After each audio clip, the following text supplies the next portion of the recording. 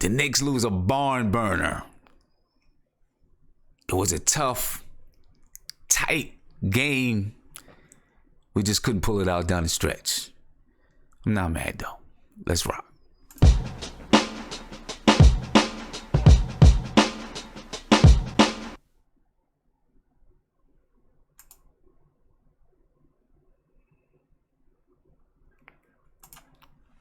Knicks family, what's good, man? What's poppin'? Tough game. I thought we was pulling it out. I really did. I thought we was going to pull that one out. You know what? We just didn't have enough down the stretch. We just didn't pull it out down the stretch. That really is what it is. Some bad fourth quarter execution. Timmy didn't really get enough help on the offensive side of the floor. Let me see. But we'll go over the box score. Let me just get it out right now. I'm not upset about anything with the game, honestly. You know what I mean? I'm not upset about anything with the game. How much can you really be upset about? It was a tight game. Things are going to happen in a tight game. The turning point was when Oladipo, the Black Panther, stole the ball from Hardaway, went down and dunked it. That was really the turning point in the game. From there, the Knicks could never get their footing back. And listen, I'm not blaming Hardaway for that. It happens in a game. It's a tightly contested game, a defensive game. Both teams played hard. I don't know how much you can really argue and fight and complain and cry about this game when both teams played really, really hard. I'm pretty sure there's going to be some people who complain about Tim Hardaway, pulling a deep three at the end. I don't know if there's anything to complain about that, really. Tim Hardaway shot 52.6% tonight. The kid had it going. I wanted him to get his career high. I was hoping he got his career high on a game winner. If you want to complain about anything, let's complain about the overall low field goal percentage from the team as a team perspective. From a team's perspective, we shot 43%.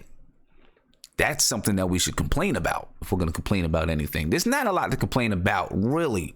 I mean, there's some things to complain about. Let me not say that. There's some things we could have done throughout the game, but for the most part, this was a tightly contested game. And when there's a tightly contested game like this, you will take it. You will take it every time. This is, I don't have a problem losing the game as long as you lose it when you're fighting.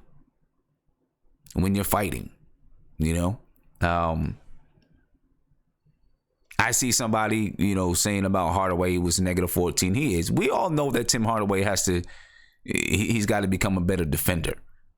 That's got to be his task for next year. To become a better defender. You're not really going to make those kind of strides over the season because there's just not enough practice time. Next year, that's what Timmy's really got to do if he wants to go to the next level. He's got to become a better defender. But anyway, it was an enjoyable game. Like I said at halftime, I like games like this that are scrappy and tightly contested, but they are very, they can be nerve-wracking. They can be very nerve-wracking. Let's recap the game. Talk about the game. Excuse me. Nevertheless, listen, pretty soon I'm going to get tired of moral victories. I'm not going to lie, but this is another moral victory. Even though we're 2-6, it is a moral victory because we played very well. This team, man, if we can find a way if we can start to finish down the stretch, there's going to be some things that we can really do. But we got to get this execution together. Execute. We lost the fourth quarter 30-20. Poor execution. When we start to break the game down, that's what it came down to. The Pacers had better execution down the stretch, down the fourth quarter than we did. Bottom line, they just did. Let's take a look here. We had a decent first quarter. We got down 8, but we came back 28-25. We lost. We won the second quarter 27-22. We won the third quarter 29-27, and then poor execution in the fourth quarter. We lost it 30-20. 30-20. Poor execution down the stretch. You look at the game, we lost the rebounding battle 41-36. Got to rebound the ball better. You see that one last, we had that one last possession or possible possession where we could have won this game or tied the game, whatever it was. We didn't bring in the rebound. Oladipo hits a three-pointer in the corner to basically end the game for us. Or not for us, end the game. Because we didn't carry him in a rebound. Because we didn't bring in that rebound. Assists, again. Only 18 assists on the night. Indiana Pacers, 24 assists. Indiana Pacers also with 10 steals, 10 blocks, 16 turnovers. The Knicks, again, 36 rebounds, 18 assists, 7 steals, 6 blocks, 18 turnovers. And when we talk about the keys to success that we went over in the pregame, protecting and taking care of the ball was one of those keys. We usually only average 13.6 turnovers a game. Tonight we had 18 turnovers, and guess what? The Indiana Pacers capitalized on those turnovers. The Indiana Pacers capitalized on the turnovers. Right? And there you have it. The Indiana Pacers average coming into the game 21.3 points per game off of turnovers. They forced teams into 16.3 or whatever it was turnovers per game. As a matter of fact, let's pull that up and look at it. Now, this was before the game. Obviously, after the game, these numbers are going to change, but this was before the game. Now, we'll take a look at it. Pacers, before the game, the Pacers, they forced opponents into 16.3 turnovers per game. That was good for 5th in the league. They averaged 21.3 points off of those turnovers. Good for 2nd in the league. And you've seen it tonight. They forced the Knicks into 18 turnovers. How many points did they score off of those turnovers? I'm not sure. We'd have, we'll get some advanced stats and see that maybe a little bit later. Right? But they forced the Knicks into turnovers, and that was one of the keys to success, is to take care of the ball, protect the basketball. We didn't do it down the stretch. We had 7 turnovers at half, 11 turnovers in the second half. We didn't protect the ball down the stretch. That's a problem. Indiana Pacers stayed true to form. They shot 54.2% from the field. They only shot 23s. Only shot 23s. They made 6 of them for 30%. 11 for 17 from the free throw line. The Knicks, 43% from the field. We've got to find a way to get this field goal percentage higher. We have to. If we want to be successful, we want to win some of these games, we got to execute down the stretch and get our field goal percentage up. If we don't do that, we're not going to win these games. 3-point percentage, the Knicks, 48%, 12 for 25. We shot 87.5% from the stripe. Story of the game right there, folks. Mighty Knicks, thank you for the super chat. Lance does exactly what, you ask? Sabonis got his career high on his last year as well. The Black Panthers showed Timmy how to be clutch and play D. I'll agree with you there. They did it on the defensive side. And if there's anything you can criticize Timmy about is obviously, well, I have criticisms about Timmy, but, the last 2 games he's really played well. I have no criticism about him on the offensive side of the ball. The defensive side of the ball, we need him to work on it. Hopefully, well, it's not going to be this year, maybe over the summer.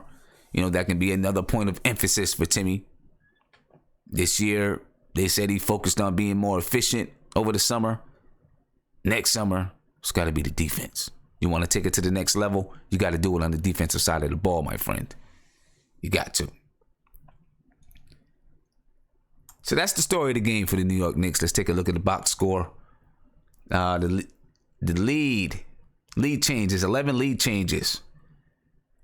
14 ties. The longest run in the game was 9. I mean, this was a tightly contested game with a playoff type atmosphere, my friends. Ladies and gentlemen. And look, I'm going to say this. The Knicks played with no Kevin Knox, no Kristaps Porzingis. They played a tightly contested contest. They played a couple of tightly contested contests with some good teams this year and fought them tooth and nail down the stretch. We still need to see if we can do this, going deeper into the season. But while there are definitely things to analyze right now, we can't be upset. I'm not upset. I enjoyed this game very much. Not upset at all. Carry 420 says, Sim, stop it.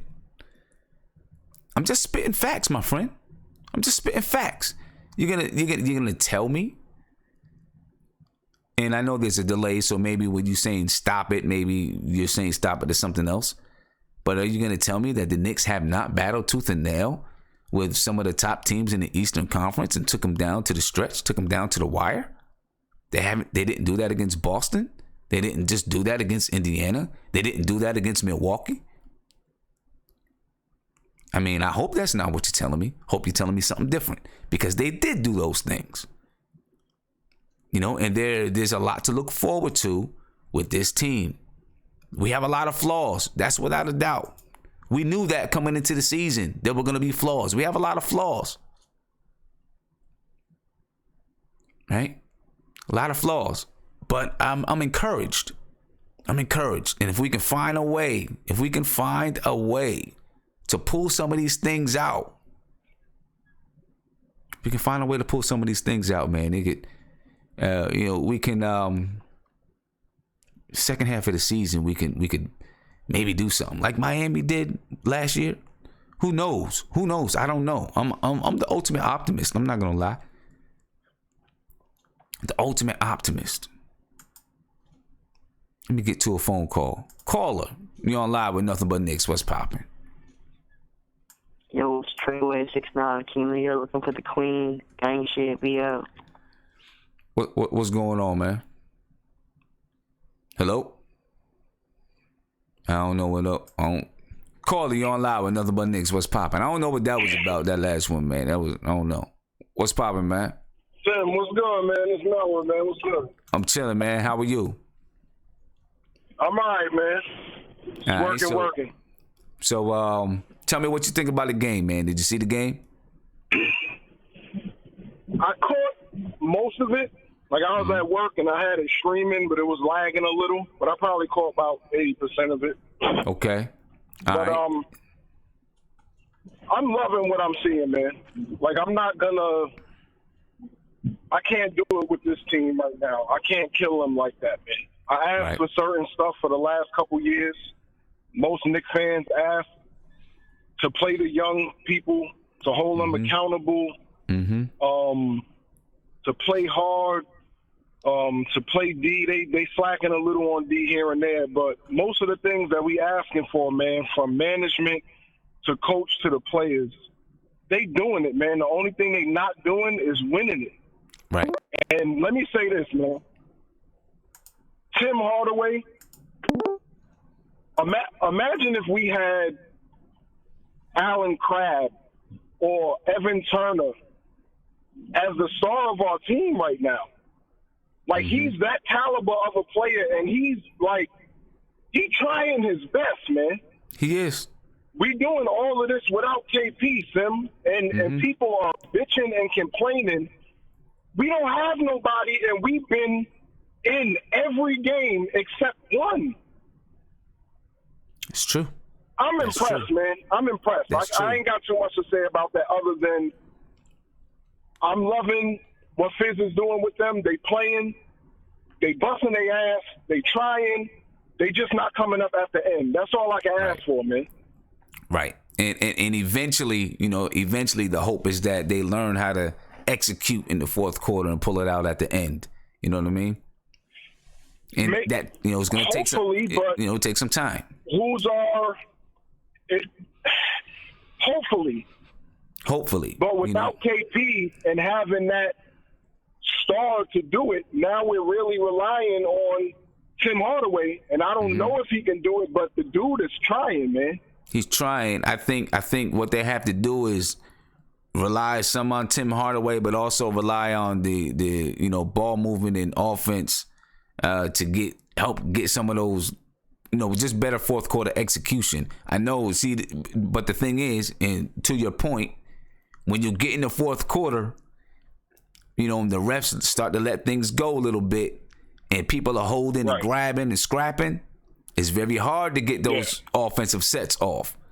You know what I mean? And you need a guy, which is why we seen Trier come in the end, because Trier can create a shot. You know what I mean? And maybe Trier is one of those guys that can, we get a little bit further down the line in the season. Maybe Trier is the guy for this season that can help out down the stretch, because he can get a shot. He could be. And he's strong. So far, he's been the most efficient if you look at his percentage. Haven't had a chance. That dude be missing maybe he shoots 3 or 4 shots a game, maybe, man. He's super fucking efficient. I'm sorry for cursing, my bad. He's super efficient. I think he needs some more minutes, man. Yeah, Alonzo Trier was 6 for 7 tonight, 85%. For the season, he's shooting 48.1%. 45.5% from 3, 9.3%. I'm averaging 9.3 points per game. That's what he's doing for the season. How many minutes did he play tonight?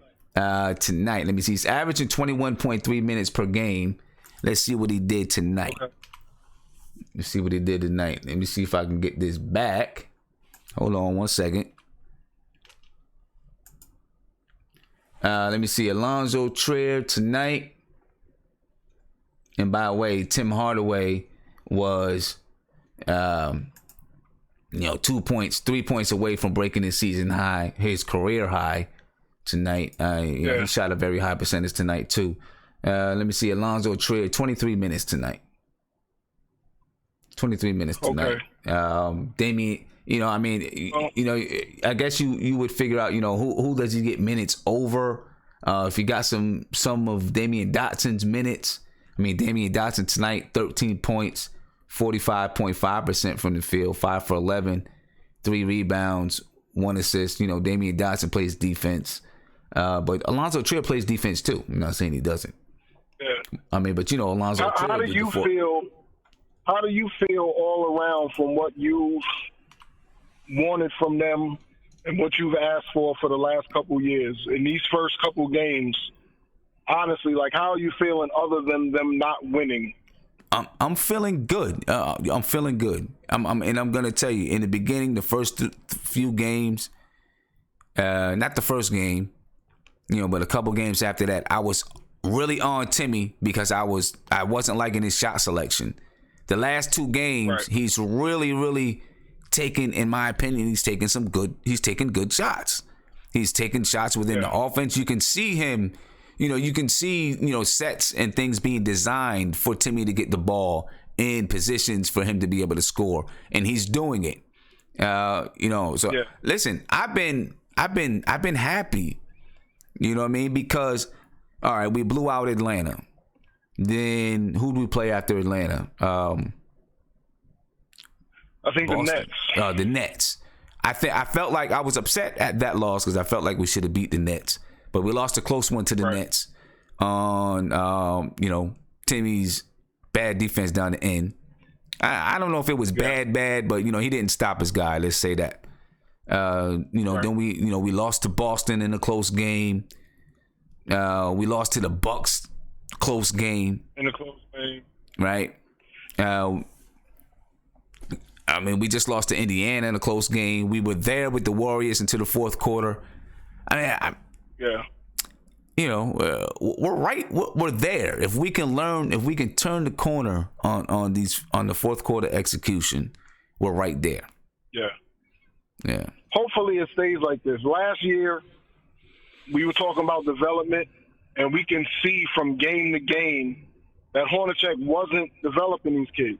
Just in these couple games, man, from game to game, you can see Frank, Dot, Trier, Mitch had an off game tonight, but all around it looks like they're figuring a little bit out each game. Yeah. And that, I'm very happy about that. Yeah, I'm happy about that too, man. They're figuring some things out. Hopefully they keep doing it. Yeah. But for now, man, I'm happy with it, man. Yeah. I would love them to win some, but we'll see what happens, man. I wanted to see development. Yeah. That's what I wanted to see. And we'll see, we'll see what happens if they continue to fight. The hard thing about fighting and playing close games and not pulling some of them out is then maybe you start to get tired of the moral victories, the players, you know what I mean? They want to get those wins. So we'll see how that goes. Hey, Melra, always a pleasure, my friend. Yes, sir. Yes, sir. Have a good one, man. I'm about to go in. I'm in the car right now. I just got home, so I'm about to go watch the stream. I'll be in there in a minute. All right. Sounds good. All right, bro. Peace. And let me get to a couple of these super chats. Shamik Scheider, thank you for the super chat. He said New York Knicks shot bad outside of Tim and Dot. Outside of Tim and Dot. Yes. Let me see. Well, Noah Vonleh was 66.7%. Well, Tim Hardaway 52.6%. You got Alonzo Trier was 85.7%. But then outside of that, Lance Thomas 25%, Trey Burke 40%, Frank Ntilikina 25%, and Enes Kanter 27%. Yeah, we got to get better shooting, man. 43% as a team, and that's kind of what we do on the season. We got to get more efficient from the field. Ruben Santiago, thank you for the super chat. We miss you in the video chat too, my man. But I know you're busy. You said I'm not upset either, brother. We've been fighting. I'm with you. Exactly. We're fighting. Mighty Knicks said we're better than last year for sure. Sensational Vids says I'm the most embarrassed Knicks fan. Hardaway is throwing away our clutch time. I'd like you to, if you want to get on the call, my friend, I'd like you to talk a little bit. And then Heme Dream, thank you for the super chat, said I love Tim Hardaway's heart, but he has to show better IQ at crunch time. Those ill-advised threes are killers. He has to stop. Okay. Point taken, and I'm not gonna argue with you about it. I understand where you're coming from. Shot selection has never been Timmy's strong suit. We all know that. But for the most part, Timmy played. I mean, he was 52.6% from the field tonight. You know what I mean? 52.6% from the field. I don't know how much you can really complain, and how much you can really complain about it. Let me get one more call, then we're gonna get to the video chat. Dang, I don't even know my own line. I don't even know my own tagline, man. You on live with nothing but Knicks. What's popping? So listen, tonight it was a problem, man. All the other games were beautiful. I could live with everything else, but tonight coaching absolutely destroyed us. All right. Okay. Tell me why. The lineups for the second half were terrible. He must have took Mitch Robinson out maybe after 5 or 6 minutes, and after that he sat on the bench for the whole rest of the game. In the fourth quarter, it was I think he had two forwards. He had two forwards out on the court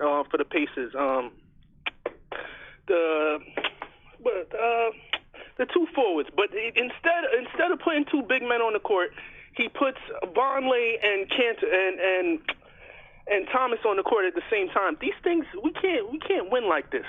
We can't win like this at all if the rotations are going to stay like this. Kanter got 35 points at least dropped on his head tonight, and nobody said anything. He didn't remove him from the game. It didn't look like he called any timeouts and blacked on him. He's crying all over the court. I don't understand. I don't get it. I mean, Kanter played 21 minutes tonight. That's that's some minutes, but it's not a ton of minutes. 35 points dropped on his head top in 21 minutes. I mean, he played 21 minutes, so he wasn't like he was on the court 35 minutes. Yeah, I don't know. Yeah, I mean, Kanter obviously didn't have a good game tonight, but I'm not gonna sit here and say Mitchell Robinson had a great game either. No, but defensively in the first half, Timmy had to alter at least 10 shots. Kanter didn't guard anything. The man was almost 12 for 12 on his head top all night, on top of him. Right, but look, my thing about Mitchell Robinson, I think people got to understand this, man. I know people are gonna complain sometimes, if he's not out there, but Mitchell Robinson, he can get some blocks, and yes, he does alter some shots, but he also gets horsed down there on the boards. He gets pushed around. I don't mind the way Kanter attacks the boards, but if somebody's coming at you, at least jump and try to block it. I don't see any attempts to block. Well, I don't see any attempts to body up before somebody is pushing him into the paint. It's like zero effort. Everybody else is going maximum on the court. Everybody else, even Thomas, even though he's not that good. Everybody else is going 100% on the court. Kanter is sitting there. He's loafing up and down the court. His face looks like a problem. His attitude is looking like a problem right now. And to be honest, with the young players we have on the team and the development that's going on, I think we can't have these kind of players around the younger players right now, especially a player like Mitch. After he got talked to from Rasheed Wallace for one game, he comes out, he shows out, he's blocking shots, he's doing his thing. In the first half, he had to alter at least 10 shots. I know he blocked 2, but he had to alter at least 10 shots in that little run there. Let the man play. Let the young guys play. If we're going to lose, let us lose with the young guys. I mean, it felt like we for the most part, literally tanked tonight. I mean, let's be honest, though. For the most part, we are losing with the young guys, though. I mean, Alonzo Trier was in there in the clutch. Frank is in there in the clutch. Damian Dotson is in there in the clutch. We're playing young guys now. We can't say we're not playing young guys. He put Lance Thomas on the floor in the fourth quarter. That was the worst. That was the worst thing he could have possibly done. I would have rather Kanter run back out there. Put Mitchell Robinson on the court and let him try and do something. I'm going to be honest. I don't think that Mitchell Robinson would have done much in that fourth quarter. I think that Mitchell Robinson would have got horsed up and down the court in that fourth quarter. I like Mitchell Robinson. I'm not upset that he didn't play in the fourth quarter or down the stretch. I'm not upset that he didn't play down the stretch. I think that, people have to look at some things. Every player is not going to have a great night every night, and we have the right to complain about that. And as Kanter is showing us some signs of maybe being frustrated, I see it in his body language. I see it in, maybe he's not voicing it, but it is, but I do see it coming out in some certain ways on the floor every once in a while. But I do understand about Mitchell Robinson, having the ability to alter and block shots. But let's admit it, man. He gets pushed around down there. We see guards box him out. You know what I mean? And he's got to get it. It just is what it is. He has to get stronger. And he's going to get stronger. You know what I mean? He's going to get stronger. And I tell you the reason why Lance was out there. Look, he put Lance out there, and then he pulled him back out the game because he didn't get what he wanted from him. That's going to happen in a basketball game. Sometimes you're going to take a chance and put somebody in the game. I thought the rotations were fine. I thought the rotations were good. the bottom line is we have players who are inconsistent in just their skill sets. So you got to try to mix and match people and put different people on the floor, just to try to make lineups work. It happens like that when you don't have players with full skill sets. You know what I mean? I didn't see anything wrong with his rotations tonight. I really didn't. We just lost a game that was a tough game down the stretch. We didn't execute. No one can tell me that Lance was going to make us, Mitchell Robinson was going to make us execute any better. Right? We lost the game on 3-point shots. What was he going to do there? Right? Victor Oladipo hit a 3-point shot in Tim Hardaway's face. The defense was decent. He was on him. But he knocked down a 3 right there. He doesn't really get rebounds. So you can't tell me he would have got the rebound at the end of the game that kicked out the Oladipo for the 3. What was he going to do when Oladipo stole the ball from Tim Hardaway and went down and dunked it? Right? I don't know. I don't think that he was going to change the game that much. You know what I mean? Yeah, baller for real. I don't think that there was that much wrong with the substitution pattern tonight. I don't. You know what I mean? I don't think that there was too much wrong with it. You play the players that you have. If they don't do what you need, you take them off the floor. I thought he did that tonight. If a player wasn't given what they needed, he took them off the floor. Cantor played 21 minutes. Probably most of those in the first half. I don't know what the minute count was in the first half, but he probably played most of those minutes in the first half. Right? Trey Burke wasn't giving him what he wanted. He played 13 minutes. Alonzo Trier he played 23 minutes, and maybe he could have played more. I don't know. This is a game to me that, is not worth fighting over and arguing over about, rotations and things like that. It was just a hard-fought game. If we would have won this game, a lot of people wouldn't be saying shit about the rotations. Yeah, a little bit. I don't know. That's just how I feel. That's a little bit, Prince. We'll see. Let's see what the video chat has to say. Guys in the video got to say. We got Prince, we got Ant, we got Guillermo. You know what I mean? I'm gonna open up. Guillermo, what's popping, man? Yo, what's good, Sim? I'm chilling. Bro, I hate moral victories too, but here's what I'll say, man. I didn't necessarily hate the rotations, but I would have liked to have seen Vonleh come in earlier when Sabonis was given Cantor issues, man. I can take that. I know I'm nitpicking. I'm not trying to. Overall, I didn't mind the game. Look, Oladipo, when he gets hot, he's a demon. You just can't stop him. Mm-hmm. But Sabonis getting hot, I understand. Look, but Cantor he's trying a little bit too much. He's trying to force some shots and stuff. I think he just feels left out, and I don't think that's where his mind should be. His mind should be, hey, let me draw double teams. Let me try to get guys open ball. Let me not force anything. If it doesn't come naturally, let me not force it. Because when he had a few putback-ins that were there, he was missing them. So he just felt off. That was a normal Cantor, and he needs to just play his role and slowly mesh into it. The only thing I just didn't like was that I wanted to see Vonleh in there a little bit more, because on the pick and rolls, especially early in the game, if you watch it, this is why I had a problem with Nate said, because when I was watching it, the pick and rolls, I at least saw Vonleh peak. I saw Vonleh and Mitch peak a lot more than Cantor. Cantor let a lot of mid-range shots come from the guy who picked around because he doesn't peak. He doesn't help. He just stays back. And then when a guy drives too, he kind of just keeps staying back. He doesn't – when you don't attack the guy who is switching – he can shoot, he can drive, and you draw the foul. You make it too easy for him. That's why I was like, you got to take Kent out in those crunch times.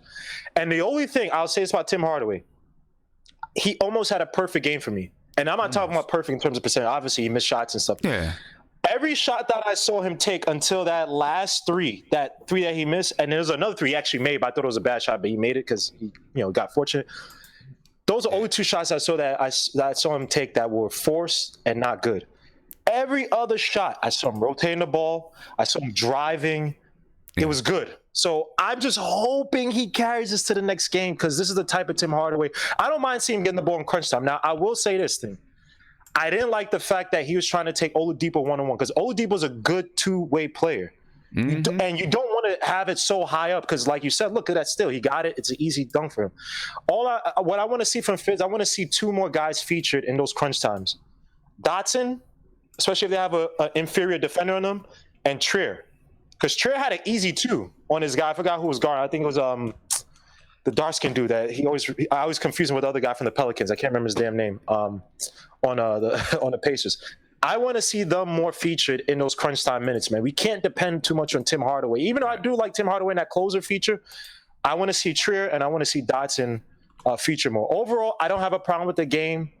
It just sucks that we lost, but just these little things. I just want to see.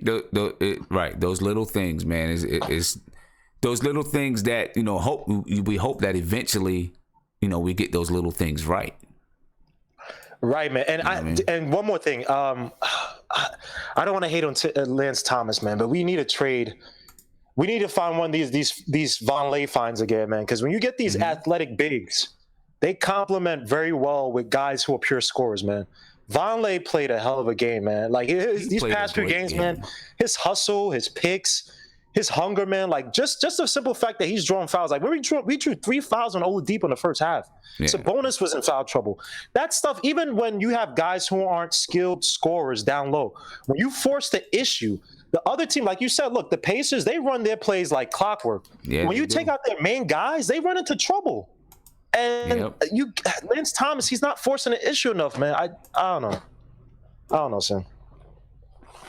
I mean, okay. I'm sorry. I'm adjusting something on my screen. Are you good? You good? Look, Lance Thomas doesn't have to play.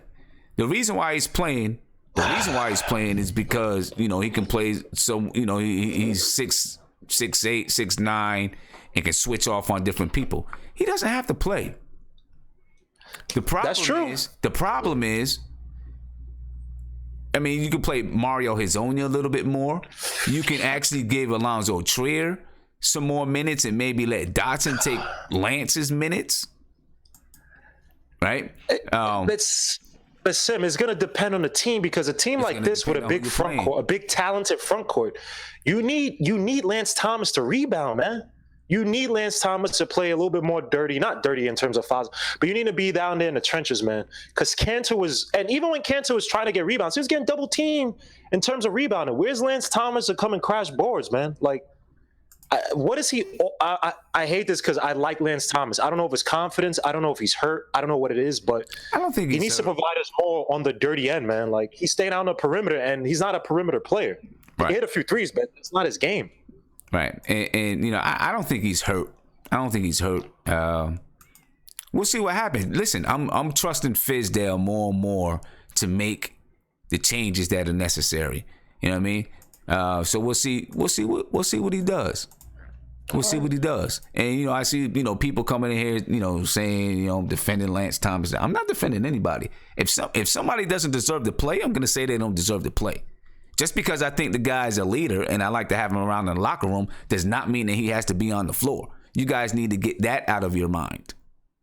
You know what I mean? If just because I think a guy is a leader and you want to have the guy around in your locker room to help teach guys how to be professional because young kids need that type of person around, doesn't mean he has to be on the floor.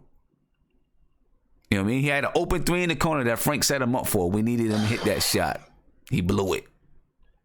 I was like, come on, you got to hit that. If he hit that shot, he probably stayed in the game instead of bringing Alonzo Trier in. They brought Alonzo Trier in because we needed some offense. It's popping, man. This is a tough game to recap because we didn't play bad. Tim was, the first I think 43 minutes of the game. I mean, he was nuts. I mean, he was playing. He wasn't missing shots at all. He was just on tonight. I think when we lost the game, and in the last 5 minutes, when I give Frank his credit, I also gotta give a criticism. Tim Hardaway Jr. was controlling the ball like heavy that last 5 minutes. Frank is the point guard. It's his job to go take the ball or take back control of the offense and run some plays. And it's almost like we stopped running our offense and just gave the ball to Tim and let him go ISO.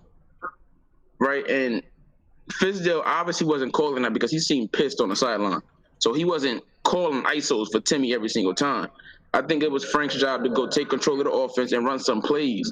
You saw right out of the timeout when we ran that play to get Timmy going to the basket, he went to the free throw line. Yeah. We just stopped running the offense. And we have a habit of doing that. When games get tight, we stop running our offense. And we go to hero ball and ISO and pound the rock, and it doesn't work. Yeah. It doesn't work. So, Frank, I wanted to see him take a little more control at the end of that game. Get everybody in their sets. Demand the basketball, tell Timmy where to go, because Timmy's not a point guard. If you let Tim Hardaway Jr. control the basketball, he's going to shoot. That's just his mentality. He did play very well tonight, but I don't want him controlling the ball at the end of the game. That's not his talent. Right. And with Frank, that's something that he's going to have to work on. That part of it is just going to come with maturity, I think. You know what I'm saying? It's hard, as a young player. I've been in that position before, right? It's hard in that position to, be 20, 19. Well, he's 20 years old now. You got a player that's been in the league for 7 years, however long Tim Hardaway's been in the league, to not give that kind of respect. You know what I mean? So that's something, when he matures a little bit more, just as a young man, we'll see him do that. Now, definitely. Is it something that he can work on right now? Obviously he can. He could just say, hey, go to him and just go take the ball, not just take it like that, but really demand the ball. That's something that, for him to develop and us to be able to say he is the point guard, which I think he is. And there's still some people like Who's Mark in the chat, I need me a point guard in all caps and all this garbage. You know what I'm saying? Like, this guy, man. Yeah, everything isn't about the razzle dazzle all the time, Mark. Sometimes it's just about being able to play a steady game. And when you're a young guy that has the type of game where, you play that steady game and you control the offense, it's going to be growing pains. And the truth is, for the most part, for the game, when Frank was on the court, we were a better team. So, it's just, so I'm nitpicking with him, but I believe that's the reason why we lost the game. We gave it away at the end when we just stopped running our sets. Yeah. And look, we got to get Frank to be, Frank's got to get a little more efficient from the field, right? Frank shot 25% tonight. He's shooting 40% from the field. On the season, shooting 40%. He's shooting 40. Well, up until tonight, he was shooting 41% from three. We got to get him being a little bit more efficient. I don't mind. He took 8 shots. He had 7 assists. You know what I mean? I don't mind that he took 8 shots, or if he's only getting 8 to 10 shots per game. But if you're getting 8 to 10 shots, let's try to knock half of those down.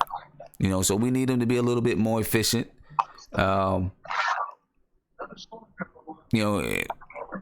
He's got to work on it. Bottom line, he's got to work on it, and hopefully he can get there to be a little bit more efficient. And one more, I'm not mad at his game, And one more thing, Sam. I think Prince might like this, but I think Emmanuel Mudiay coming back could be a big help to that second unit. Because right now we don't have a facilitator in that second unit. Exactly. We don't. I think Trey Burke playing with Emmanuel Mudiay may help him a little bit. I'm gonna. You know what? When Emmanuel Mudiay is ready to play, be a big help to that second unit. Trey Burke. What's up, yo? Hold on 1 second. When Emmanuel Mudiay is ready to play, because just like you said, Ant, we need a facilitator in that second unit. Although that second unit, they get us back in the games, though. I'm not gonna lie, they get us back in the games. In the first half of this game, we were down about 8 points or whatever. That second unit came in and they got us back in the game. But Trey Burke played 13 minutes tonight. We're seeing his minutes go down, down, down, and down again. Probably because Fizdale doesn't like the way that he plays, runs that point guard spot. Listen, and I'm gonna move on, Ant. I'm gonna move on to Prince. But Fizdale is used to having point guards like Mike Conley, right? Although Mike Conley was hurt for a lot of the time that he was in Memphis. Also, Mario Chalmers. He's used to having those kind of point guards that, play defense and can facilitate. Although Mike Conley could also score. But if you look at his history, David Fizdale's history, that's the kind of point guards that he's had.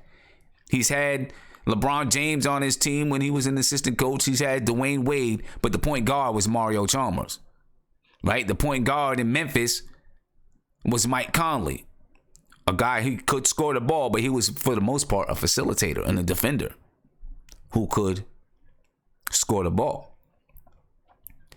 And see, and you know what upsets me, chat, right? As soon as you mention another player's name, some people just don't try to understand where you're coming from and what you're saying. Daniel Anglero says, Mario Chalmers, stop it. Do you understand what I'm saying, Daniel? Do you understand why I mentioned Mario Chalmers' name? I mentioned Mario Chalmers' name because I'm talking about the style of point guard that Fizdale is used to having. Right? A point guard that will facilitate, a point guard that can play defense. That's what I'm saying. I'm not saying Mario Chalmers is a star or whatever. I don't care what he is. What I'm saying is the style of point guard that Fizdale, the systems that he's been brought up in, especially in Miami, had that style of a point guard. Mike Conley is that style of a point guard, but obviously can score 17 points a game or something like that. You know what I mean? That's what I'm saying about. That's why I brought up Mario Chalmers. And that's something that we should understand about Fizdale in the way that he might want to run his systems. And that could put Trey Burke at a disadvantage when it comes to David Fizdale. Because right now he's losing minutes and he's losing minutes rapidly. Prince, what's popping, man? Hey, man, shout out to chat, man. The chat lit up in here. Ed G and them in here talking crazy like normal. So what you got going on, man?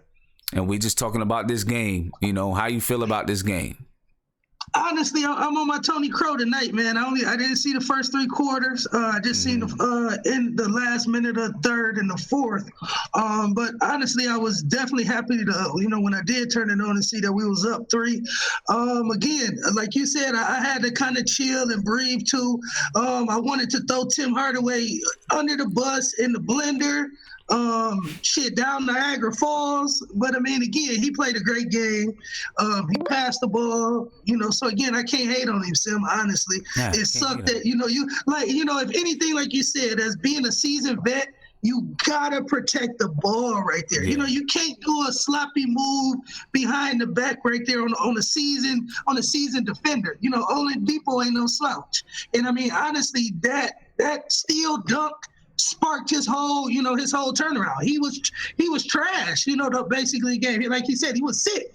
So again, he got the steal dunk, came back, made a score, shot a 3 in Tim Hardaway's face, came back again, I think scored again, and then shot the 3 for the win. Shot the 3 for the win. So I mean, definitely Tim, it's a learning experience for him so that he can really, understand, hey, if I'm going to be the guy or, until KP get back or even when KP get here, if you still want to, hold that title, if you can do that. But again, you got to understand in pivotal points like that, you got to go out there and win us a game. You can't go out there and flake or turn the ball over in that crunch time.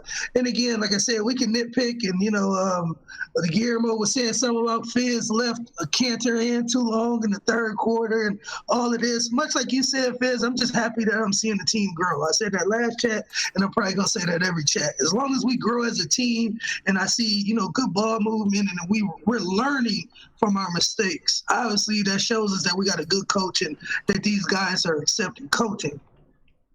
Yeah. People.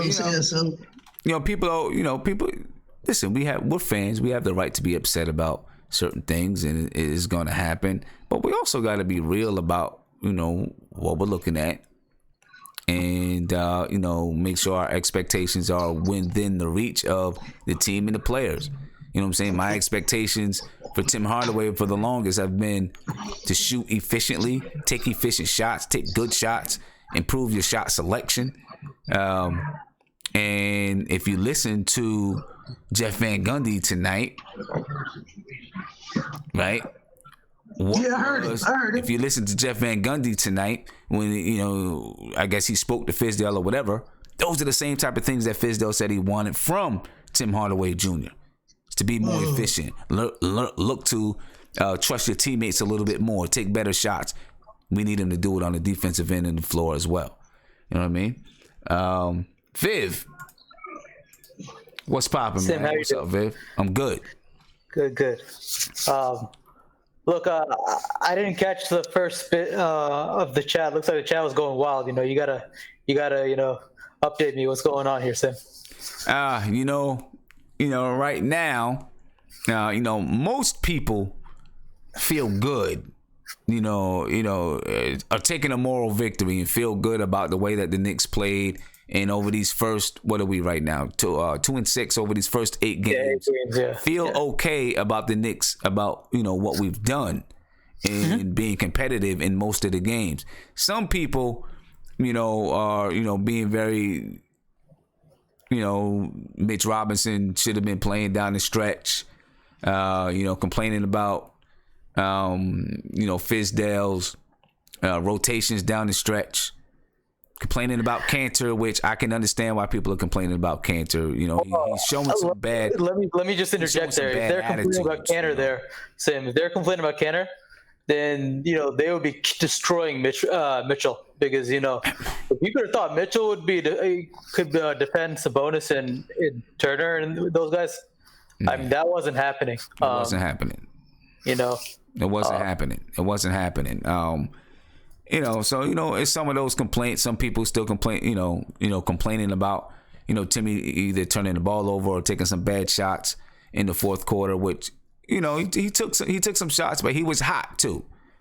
And Frank does need to take control of the offense when you're coming down the stretch. But all in all, I'm not really mad at the loss. Yeah, neither am I, honestly. I mean, we played a good probably 45, maybe 45 and a half minutes out of 48. Mm-hmm. So, I think we kept the game interesting when we probably had no business of doing it. Obviously, we have things to work on. So that's just a part of the process. So, obviously, we saw Sabonis, and Sabonis pretty much destroy Cantor, and he destroyed whoever else was on the floor. I mean, we got killed. We just got straight up killed down low. Yeah, they got a lot of easy layups. That they used the pick and roll to their advantage, and then Oladipo pretty much he just got it going in the last few minutes, and that just became tough. Yeah, we got killed in the paint.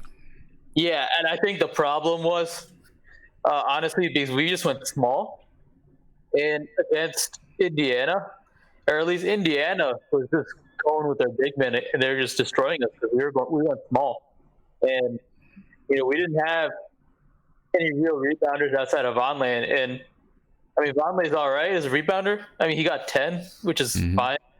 And the end of the day, but I mean just the big men, the combination of them just pretty much mauled us. Thaddeus Young, I saw a lot of switches. So, Frank and other people were forced to guard him, and he was just getting very, very easy buckets in the paint. I mean, they couldn't do anything because Thad Young is at least 3 or 4 inches taller than him. So, that pretty much hurt. But on the bright side, we kind of were in the game because of the way Timmy and others were hitting the three. So that helped us in the fact that we got to the line. Credit to Tim there. That helped us too.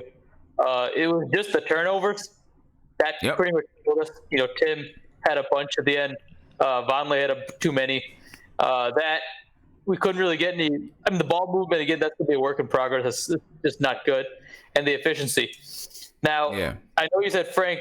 I mean, Frank has to get going. He did have some nice assists. I think his main problem tonight was that, Oladipo and whoever else, some of the other guys who are guarding him, they're just a little bit quicker than him, and they just got by him a little bit on the defense. So he had some blown opportunities there. Yeah, and I just think that those guys are just too strong for Frank right now, especially defensively. Yeah, I mean, too strong, too fast, unfortunately. So that hurt us. And then I think with Frank, it's just some of the shots were just rushed. Like you could just tell that he was kind of releasing them. Either he's rushing them or he was releasing it too late. And so he didn't really get the best opportunities to shoot, and he wasn't really, in the right motion. So he's just going to have to work on it. But that's not anything new, honestly, for any of the sophomores guards that are playing right now. So I'm not mad, honestly. I don't really. Yeah, I'm not mad. There's always going to be things we can work on. But I'm not upset. I mean, and there are nights where I will definitely be upset when we do some things that, just that we really, really shouldn't do. But a game like this, it's a tough matchup. It's going to be that way. Let me run over this box score real quick, Viv. And I'm going to keep you on the line, and then I'm going to answer a call. But quick, I'm going to run down the box score quick. Damian Dotson, 31 minutes, 13 points, 3 rebounds. Noah Vonleh, 14 points, 10 rebounds, had a good game, 4 assists. He also had 5 turnovers. Mitchell Robinson, 17 minutes, no points, 4 rebounds, 2 blocks. Tim Hardaway Jr., 37 minutes, 37 points, 10 for 19 from the field, 7 for 11 from 3. 1 rebound, 1 assist. He also had 5 turnovers. Of course, we mentioned some of those turnovers down the stretch. Frank Ntilikina, 32 minutes, 4 points, 2 for 8 from the field, 7 assists, 2 turnovers, 1 steal. Mario Hezonja played 12 minutes, 3 points, 7 rebounds. And that's Cantor, 21 minutes, 7 points, 6 rebounds, 2 assists. Alonzo Trier, 23 minutes, scored 14 points in 23 minutes on 6 for 7 shooting, 85.7% from the field, 2 for 2 from 3. He also had 3 rebounds and 1 assist. Trey Burke, only 13 minutes tonight, 6 points, 2 assists. And, it looks like Trey Burke is in, I don't know if he's in the doghouse. Maybe he is, maybe he isn't. I think he's just getting mauled, honestly. He seems like... Trey Burke may be moving his way further down the bench. Lance Thomas, 16 points. 16 minutes, 3 points, no rebounds, 2 steals. Nobody else touched the floor. That is the box score for the night. I want to look at my keys to success, Viv. Yep. I'm gonna take a look at the keys to success, and what to start the game in the pregame. And some of you who are new to the channel, please make sure you sub the channel. Give me a thumbs up if you like what we're talking about and what we're doing here. Sub the channel, ring the bell, the notification bell, so you can get a notification whenever we go live or a video is submitted or uploaded. And then you can check out the pregame too. All right, but in the pregame, we go over the keys to success. And, a couple of the keys to success for tonight was to have a strong start. Keep 3-point attempts at their average, which we did. Take care of the basketball, play 48 minutes, and then have second half execution. So let's start off with a strong start. I'll give that a check mark. We had a strong start. Yeah. Strong start to the game. We got down, but we came back. So we had a strong start. Keep 3-point attempts at average. Now here, and maybe I'm wrong for doing this, but I'm giving it not a negative sign, but just a no, because I think that we kept them at their average, right? They shot, maybe they were a little bit above their average. No, 30%. They were below average. Right? They shot 20. We kept them at their average, but a bunch of those threes, a few of those threes, came in crunch time, right? Two of them from Victor Oladipo came in crunch time when it meant the most. And, so I'm just giving us a no. Right? We did keep them below their average in attempts. But, we gave up a couple. And listen, the one with Tim Hardaway was right there. Maybe he was playing off Victor Oladipo a little bit too much. Gave him a little bit of space. He knocked it down. The second one that Victor made was off of a missed rebound where we should have got the rebound. Carried out to Oladipo. He knocks it down in the corner. Take care of the basketball. That was a big one. And, we definitely needed to take care of the basketball. And I have the wrong thing there, actually. So let me change it real quick because it should not be a check sign. We're going to change this to a thumbs down because we had 18 turnovers. And obviously, in Indiana was number 2 in the league at capitalizing off of turnovers, 21.3 points per game off of their opponent's turnovers. So I'm giving it a thumbs down. Play for 48 minutes. I think we had some poor execution, but I do think that we played hard for 48 minutes. Although we had some missed assignments, I don't think missed assignments necessarily means that you're not playing hard. I think we played hard. It was a hard fought game. Maybe there were a couple of minutes there, like you said, Viv, that we weren't there. Maybe it's more like 46 minutes. I'm gonna give them the benefit of the doubt. Second half execution, thumbs down, because in that fourth quarter, we had great execution in the third quarter. We won the third quarter. All right, we won the third quarter 29-27. The fourth quarter, we lost 30-20. Poor execution. Yeah. Poor execution. And, with the Knicks, with this team here, that more than likely, that's it's going to happen to us a lot. Right? It's going to happen to us a lot where we have one quarter or we have a stretch where we don't execute. And we're going to go through this for a little while. Maybe we're poised to be a second half team, kind of like Miami did last year. I don't know. But if we continue to play hard, playing hard is half the battle. If we continue to play hard, we may be able to put ourselves in a position to be successful in the second half of the season. Now, being successful doesn't mean that we're going to, just make this big run to get into the playoffs, but you never know. But I think if we continue to play the way that we're playing, play hard, we'll learn how to execute down the stretch. That's the hope. That's the hope. Let me get to Isaiah. Isaiah, what's popping, man? What's going on with you? Hold on, I'm about to mute you real quick. What's going on, son? What's up with you, man? How you feel about the game? Oh, man, I was watching it with my girl. She had to calm me down a little bit. had to give me a kiss on the forehead. She had to tell me it's gonna be all right, baby. I said, all right, thank you, babe. Yeah. No, man, we play hard, but you right, Sam. I'm tired of these moral victories, man. You know what's crazy? Me and my girl were talking about it. She was like, "It's rebounding," and we switch. She kept calling it, man. She knows the game really well. She said we keep switching. We switched a whole lot. Yeah, that's terrible. We weren't. And she called it. There was literally one time. What's up, man? No, it was one time and it was Dotson that fought over a screen.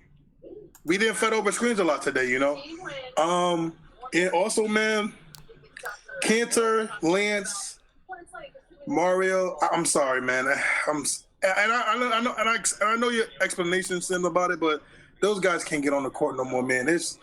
Cantor's defense is just, last year it was okay because at the end of the day, his offense and rebounding was so good that you can say, okay, we can look past the defense. But right now, man, the way he's playing is just terrible.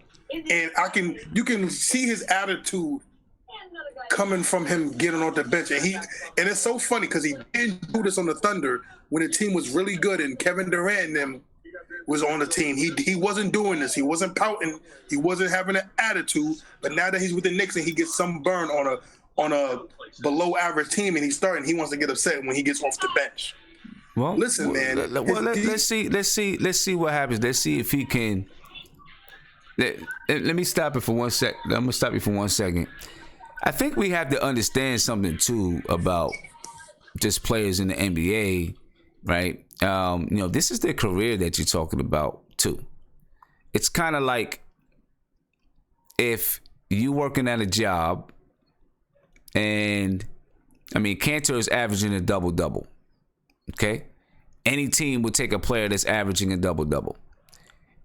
If you're working a job and you're doing something that any other employer would really, really covet, and then your boss comes to you and says, we're going to demote you. You're going to get less hours. You'd probably be upset too. Right? And also he's in a contract year.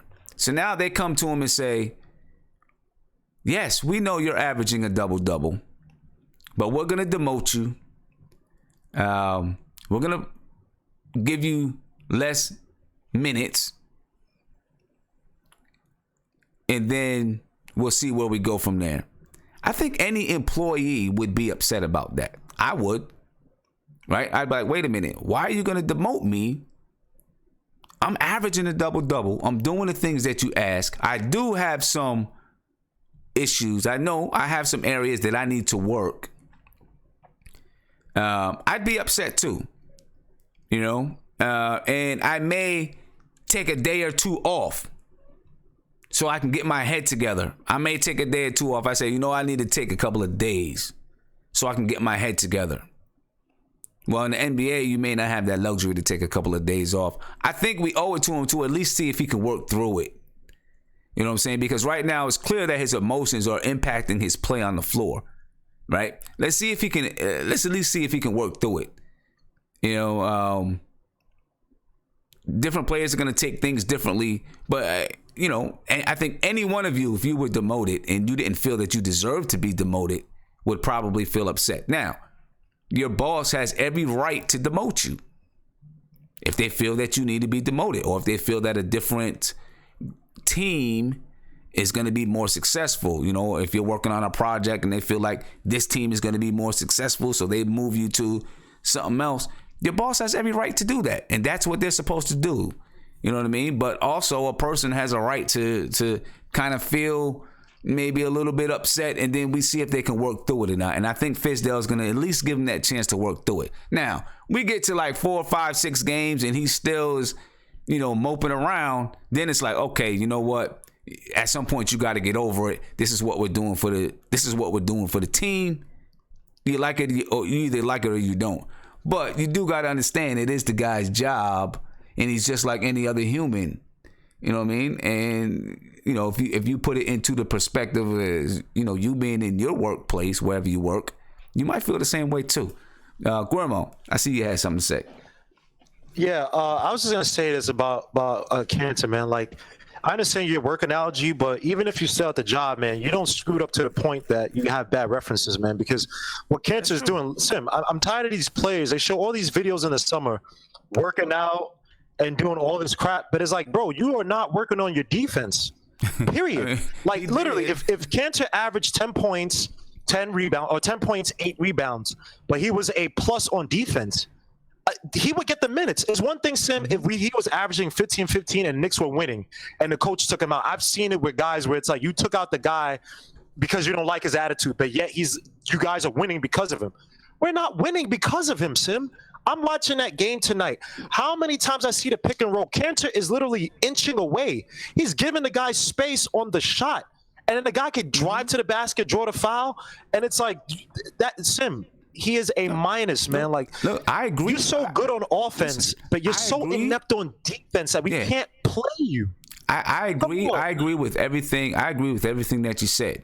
And he deserves to go to the bench.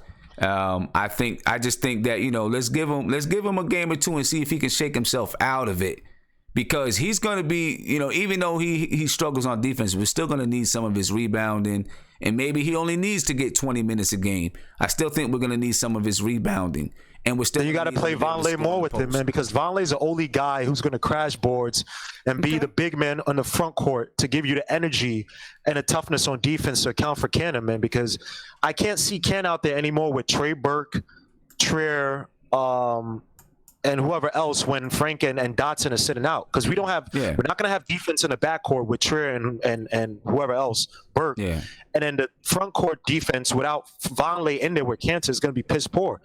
The Pacers, sorry to cut you off, Sim, the Pacers literally came back because they abused us on both sides with regards to our lack of defense in that second unit. There was no defense there. Like, I don't mind, I'm not a Moutier fan or whatever, but he even plays bad defense, so I don't even know what I'm talking about. Like, Cantor, I understand. Look, he's a human. You got to give him time. I understand. Look, I've never played in the NBA. A lot of pressure, all that stuff. This is a contract year. I understand. But you got to put the battery in his back. Hey, Cantor, you're going to get minutes. You got 6 fouls. I don't even care anymore. Just foul the guy. Just show me something. Oakley it up. Anthony Mason up. Foul him. Show me something on defense so guys do not abuse us when we play the second unit. And you'll get your minutes back. I understand what you're saying, Sim, but damn, son. I got you. I just, before we just say, oh, he can't play another minute. I think Oh no, I'm not saying that. Let's give him a little time, see if he can come out of it, right? And because obviously, even on the offensive side of the floor, it's impacting him emotionally. We can see that. You know what I mean? Let me get to this phone call. Tony Crow, what's popping, bro? Joe Black, it's time. Travis to the chat. What up, Tim? I'm chilling, man. Two perspectives. One, I think got a little bit harsh on Cantor in the sense that, like, this might have been his worst game of the season. Definitely. And listen, I'm sorry, I don't mean to cut you off. That's saying something though, because this is his worst game of the season. He had 6 points, 7 rebounds. Just about every other game he's had a double-double, except for maybe one. Just about every other game he's had a double-double. Yeah. So, I mean, it is what it is with him. But I think just the one game, I think that people being a little bit too harsh on him in particular. And I missed this game, so I may have missed something. But I've seen every other game, and I think he's been a positive throughout the season. His defense has improved. It hasn't been horrible. And he does what he does on offense, on the offensive glass, and just rebounding in general. But I will say this. He could be also overrated in the sense that we've had plenty of double-double guys throughout the past 10, 15 years. David Lee was a guy who was a double-double machine. He didn't play no defense either. Zach Randolph was a double-double machine. He wasn't the greatest defender. So it's almost a pattern where these double-double guys are kind of overrated at times. You can get them. You can get them in a lot of different areas. And, you know who my favorite was? You know who my favorite was? Who's that? I can't think of his last name, but I think his name was Earl. It was years back, and he would come to the team, and then they'd cut him or waive him. Then they pick him up the next year. When they need someone to come in and rebound down the stretch, then they cut him again. I can't think of his name, man, but he would come in and he would come in and produce for us a little bit. He'd give us you know, there were nights sometimes when he'd give us 14, 15, maybe 20 points. I can't think of his name. His full name. He was a slim guy. He was a slim dude. Yeah, he was a slim dude. I can picture who you're talking about. I think his name was Earl. Earl Barron. Earl Clark. Yep, that's the guy. Yep. Nah, I don't know if it was Earl Barron. Barron, yes, Barron. It was Barron? Okay. Earl Barron. Yep. Yeah.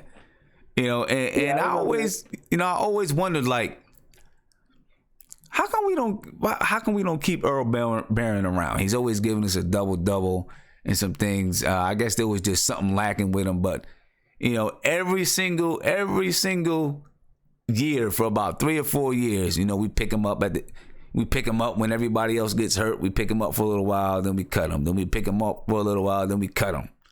You know what I mean? But I get what you're saying. I feel what you're saying. I mean, but again, I still feel like, you know, we're being a little bit hard on him. You just got to recognize who he is and what he is. Mm-hmm. And tonight was a bad game. You know what I mean? Like, he hasn't really played like he's played tonight. I only seen the fourth quarter and like the end of the third, but I was listening to the game. But I mean, he obviously didn't produce tonight, but he's been producing all year. I love what I did see and what I was listening to from Timmy. It looked like he probably had his most efficient game of the season. And if he can do that, we can go somewhere. Mm-hmm. When I first got into the channel, you were saying exactly what I was thinking, where we might be that team that has a strong push at the second half of the season. The way we're playing right now, we're not going to keep losing games. We're going to win a couple of games. Yeah. We're going to win a couple of games that people don't expect us to win. We're playing hard, we're playing well, and we're learning. Like, we're learning on the fly, and you can see the improvement. So I'm still encouraged. I'm encouraged with the team. Yeah, man. Yeah, I feel you. And just want to tell who's Mark. Can it would be really nice if you stopped talking in all caps all the time. Nobody wants to, you know. I mean, that's like you're yelling, man. Nobody wants to see you yelling all over the chat every single time you say something. You know, you can, you know, type in just regular letters and still get your point across. You know, but but I feel you, Tony. And hey, man, I didn't get a chance to call you today. It's kind of running around, but I'll definitely give you a call maybe after the stream if you're still up. No doubt, yo. I'll be around. All right, man. All right, peace. Go Black and Tom. Peace. Okay, my next question for the chat, for the YouTube chat, the video chat. Have we found our lineups? Or do we have more tinkering to do? You know, because right now, I mean, if you look at this group, we've played 3 games so far. And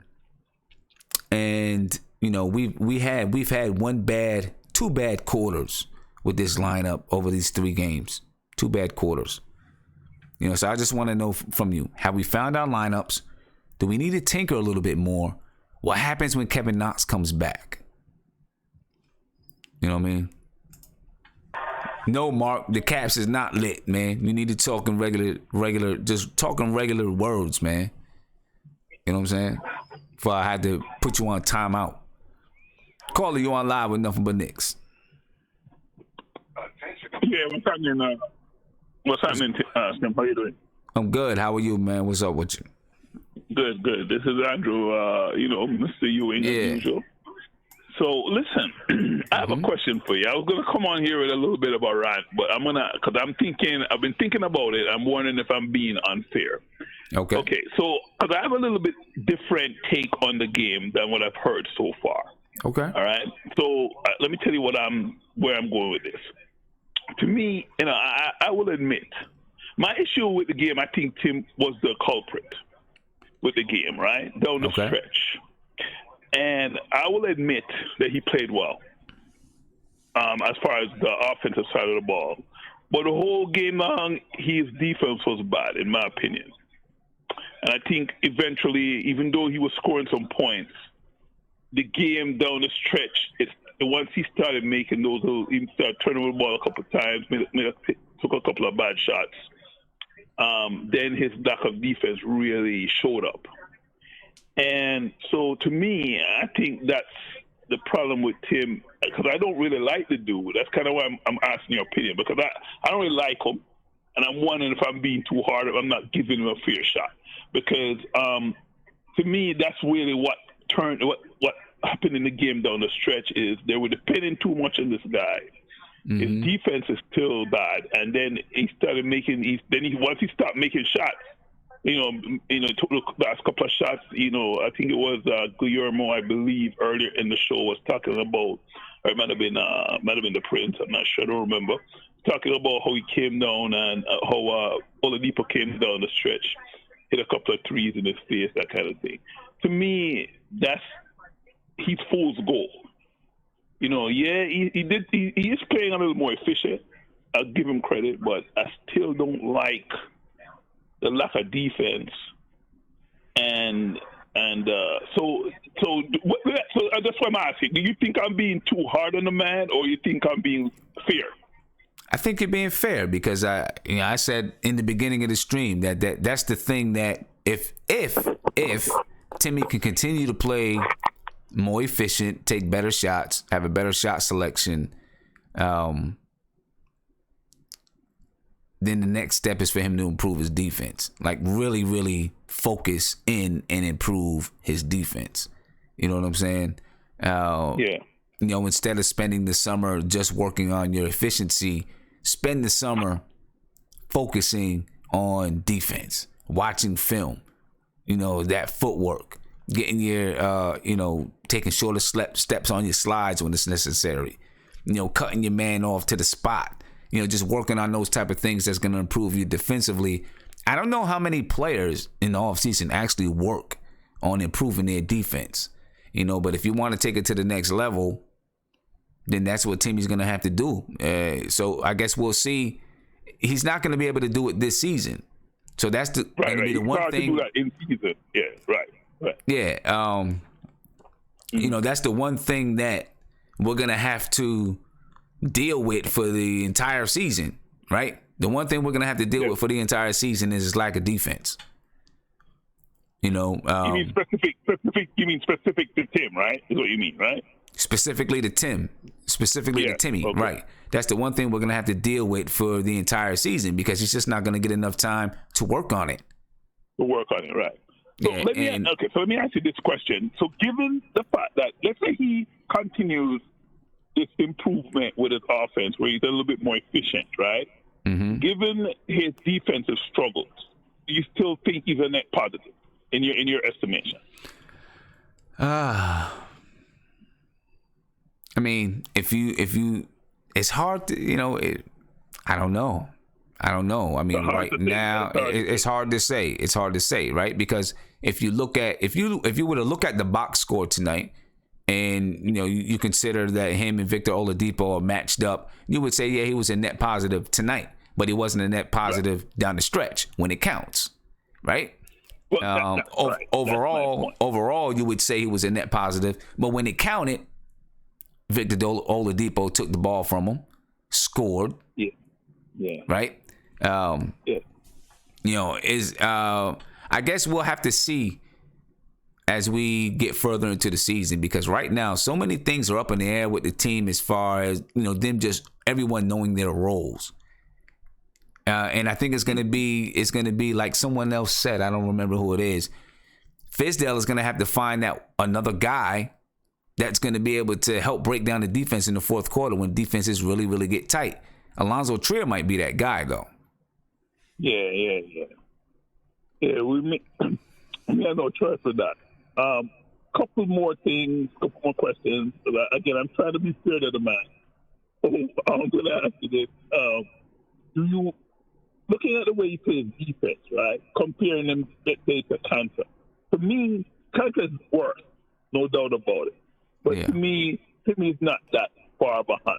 And the thing about Kanter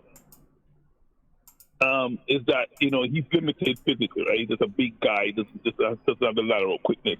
So do you see him? Like I said, I think he's about the same, maybe a little bit better defensively than Kanter. But do you agree that his defense is on that same level, or do you think I'm being harder than that? I'm trying to give the man the best. I mean, I'm trying to be fair to the man. Because honestly, I just don't like the dude. But at the same time, I have to admit he's playing better offensively. Right. You know, so I'm trying to be fair and say. So I'm just, asking what you think. I think he's well past Kanter, in my opinion. And then also I think he's well past Kanter, and I think that Kanter just is never going to be able to be good defensively. Tim Hardaway at least has the tools. Okay. You know what I'm saying? Tim Hardaway has the tools, I think, to become a good defender, at least an average defender.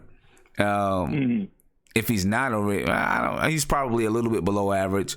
Kanter just doesn't have the tools. He doesn't have, his feet are slow. He doesn't have the IQ on the defensive side of the ball. He can't jump.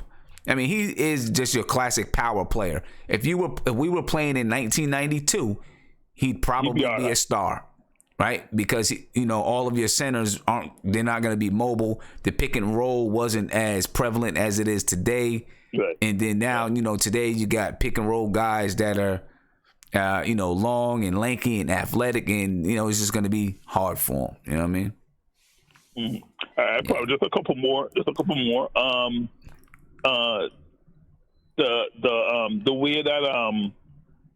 way that I see it constructed, one of the things I like about the change that Fizz made, I was really excited when he put Dotson in. I think the last time I got the call, I was telling you he was playing the wrong players.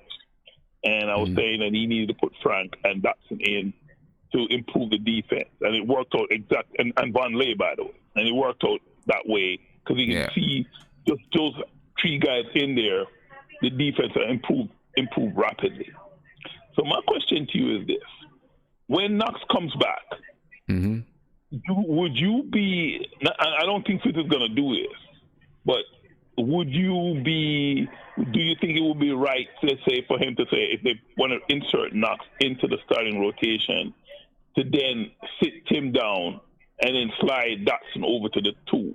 Because one of the reasons I think Dotson's played well, but I think just like with Frank, his impact on the defensive end will be even greater if he's playing the 2 instead of the 3, where he has more of a size advantage over 2s. When he's playing the 3, he plays good defense, but now the length that he has, not that he's particularly long, but the length that he has is nullified a little bit because he's playing against bigger guys. So if you put him against guys at the 2, and then let's say Knox was, who's 6'9", who's a lot taller, then you have a better matchup in terms of size all the way around, and overall the defense would even be better because of it. Do you think would you be down for something like that, or you think Tim is playing too well offensively that they can't afford to do that? I think offensively, you got to have some balance in your lineup. I'm gonna let you go, all right? But I'm gonna answer the call, all right? Appreciate it. I think you got to have some balance in your lineup, even when you have some guys that aren't going to be able to get it defensively. At this point, I wouldn't sit Timmy down and put Knox in the starting lineup. I would, when Knox comes back, I would keep the lineups the way that they are. If it's still working, I'd keep the lineups the way that they are, and let Knox get his in off the bench. And then, of course, see how things could change as we go on, and maybe Knox begins to come in at the 4 or the 3, in the starting lineup. But when he comes back, I'm keeping Knox on the bench, because this lineup so far right now, the lineups seem to be working. So I'd keep Knox on the bench, but he's definitely going to get playing time in that second unit. And he's probably still going to get 29 to 30 minutes a game. I think Tim Hardaway is playing at this point. Let's just say right now, Knox came back right now. Tim Hardaway's playing too well to put him on the bench, in my opinion. You know what I mean? I just think that he is. And you guys know how much of a Tim Hardaway, you guys want to call it a hater all you want. That's cool. I'll take it. How much I've been on Tim Hardaway, how much I smacked him around. And if he goes back to playing the way that he was playing, I'll smack him around again. I don't care. But I'm going to give him the respect when it's due. I think right now Timmy is playing very, very well. He does, though, need to bring it on the defensive side of the ball. You know what I mean? He really needs to bring it on the defensive side of the ball. You know what I mean? He just has to. And I do want to say something to Who's Mark. I seen the comment Who's Mark made. Said, of course, Simeon is going to agree with the caller. Man, listen, I agree with things that I agree with. If I don't agree, I'm going to let you know that I don't agree. You know what I mean? Just like I don't always agree with you, Who's Mark. So, don't try to put that on me. I speak what I speak, and I speak my mind, my friend. But anyway, the lineups. So my question is, I'm going to get to the video chat right now. I want you guys to answer me this. I'm going to come to you, Ant. Have we found our lineups? And what happens when some guys start to come back? Have we found our lineups? Have we found our starting lineup for the season? I'm gonna put it this way.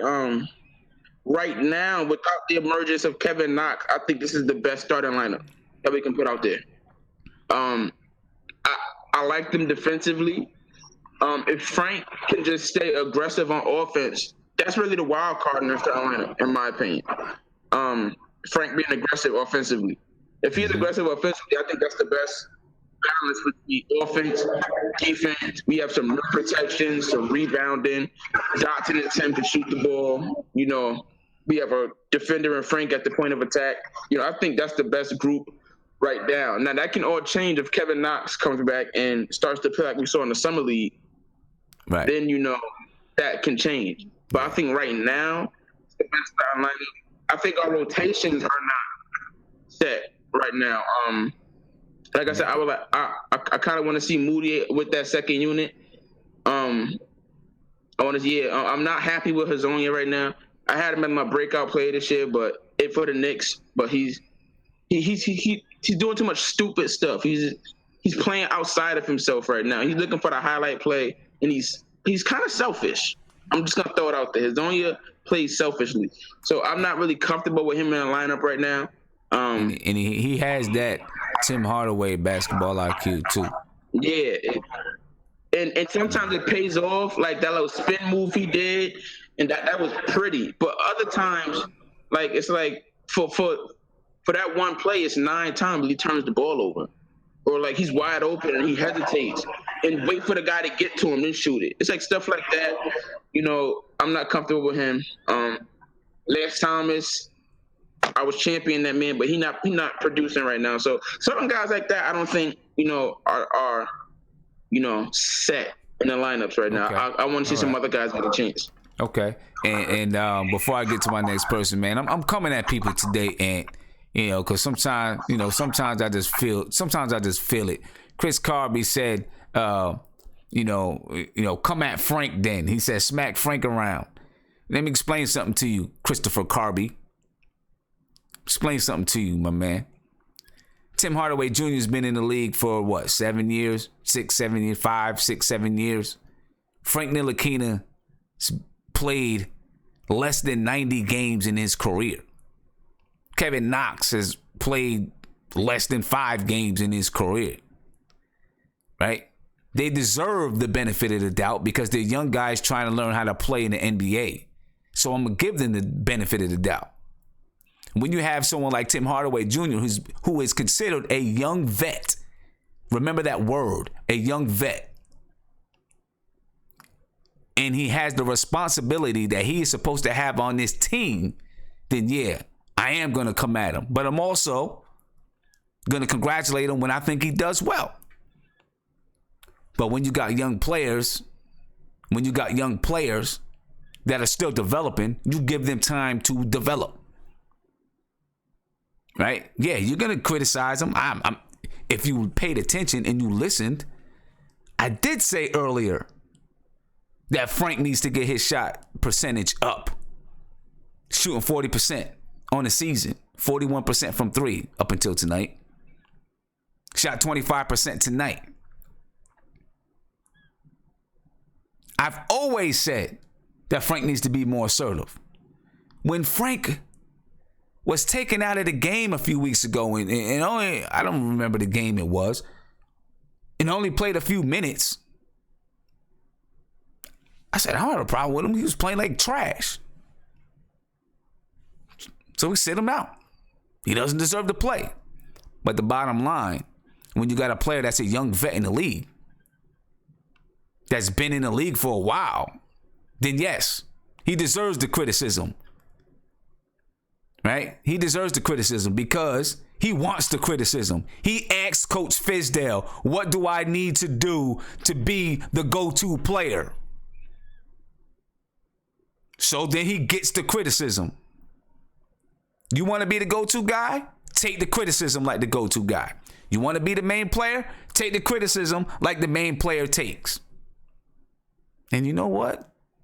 I have no arguments with him about it because if any criticisms have come his way, he seems to have handled it. I'll give him that.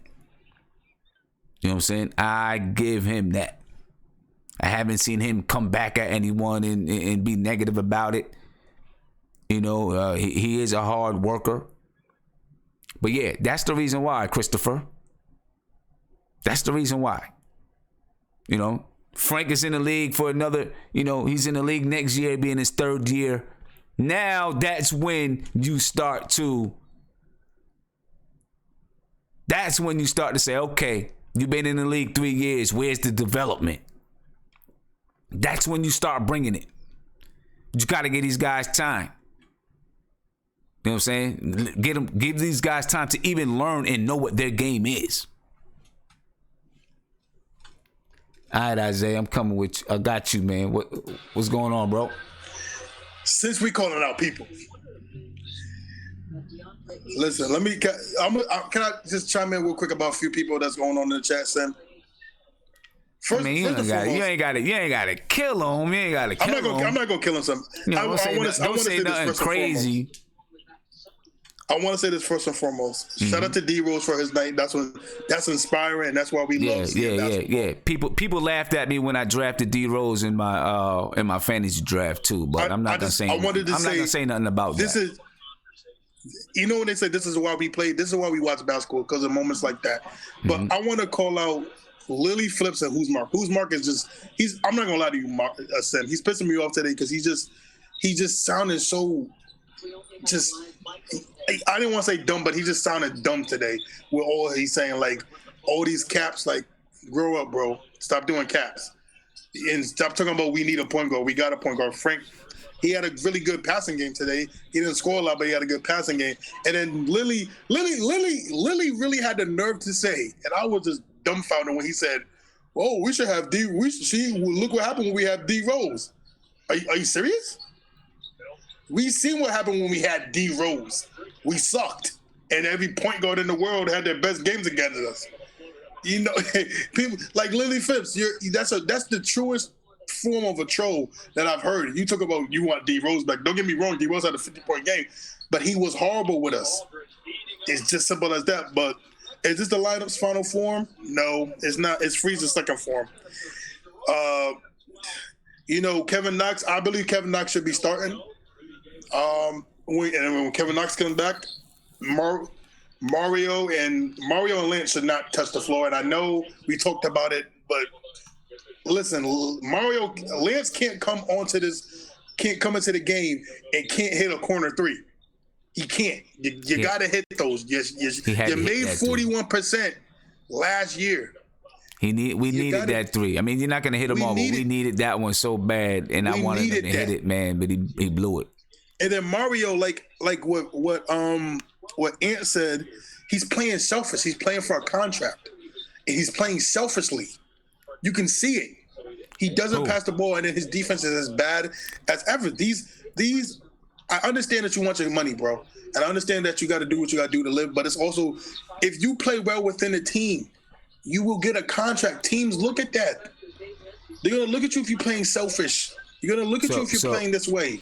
So in your mind, these lineups aren't set. No, when Kevin Knox comes back and he proves himself, you don't think that starting lineup is set, at least for a little while. No, for a little while, yes. Until I'll be honest with you, man. I would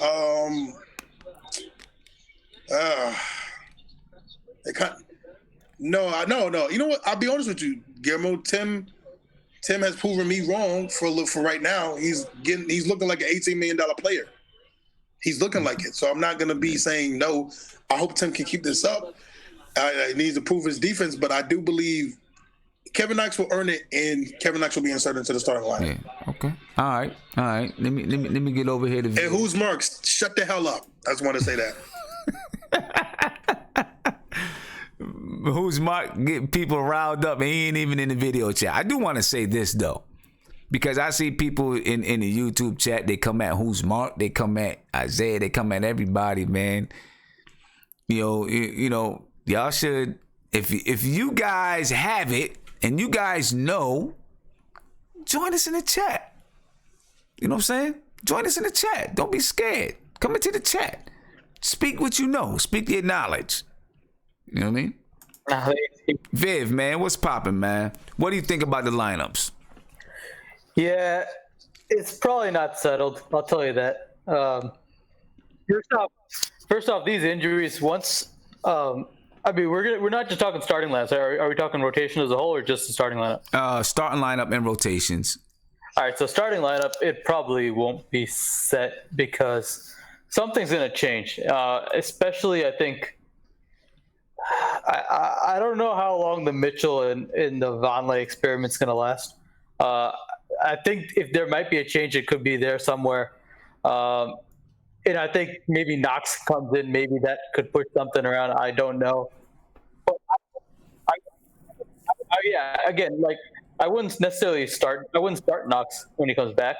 I would make him work for a starting position, but I think that if he does prove that he deserves a spot, that'll definitely change things. And then for the overall rotation, I think it's time to open that up a little bit. We haven't really gotten. I mean, there's not a lot of constant production on the bench at the moment, except for Cantor sometimes, and then Trier's been pretty solid for the most part. But we have not gotten a lot of consistent production from the bench unit, so something has to change. That means Hazonia is going to be on the block. That means, within the next 5 games, Burke has to, figure out, where to be and what to do, because he's kind of seemed lost on both sides of the ball, offense and defense. And I think it's time, I think it'll be, Moutier and, unfortunately, I hate to say it, Moutier and, Courtney Lee's going to eventually come back, and he might put someone's job in line. I could see all those things going into play. So nothing will be set in stone. But I think Fizz likes Tim in the starting lineup, so that's going to be set. And I think throughout all of this, unless something crazy happens, I think Fizz just likes Frank out there, so he's just probably going to start whether things go, change or not. So that's right. I agree there. I think he just likes Frank out there. Yeah. Dotson too. I forgot about Dotson. Dotson right now he's shown it, but I think as long as he stays consistent, he's been consistent ever since he got in the lineup. So yeah, okay. Yeah, just a two-way. He's been a huge two-way player for the team. Yeah. Do you think we get another lineup change after we've had this lineup for 3 games? Do we get another lineup change after? Another 5 game after 2 more games? Do we get another lineup change? I don't know about that. I wouldn't.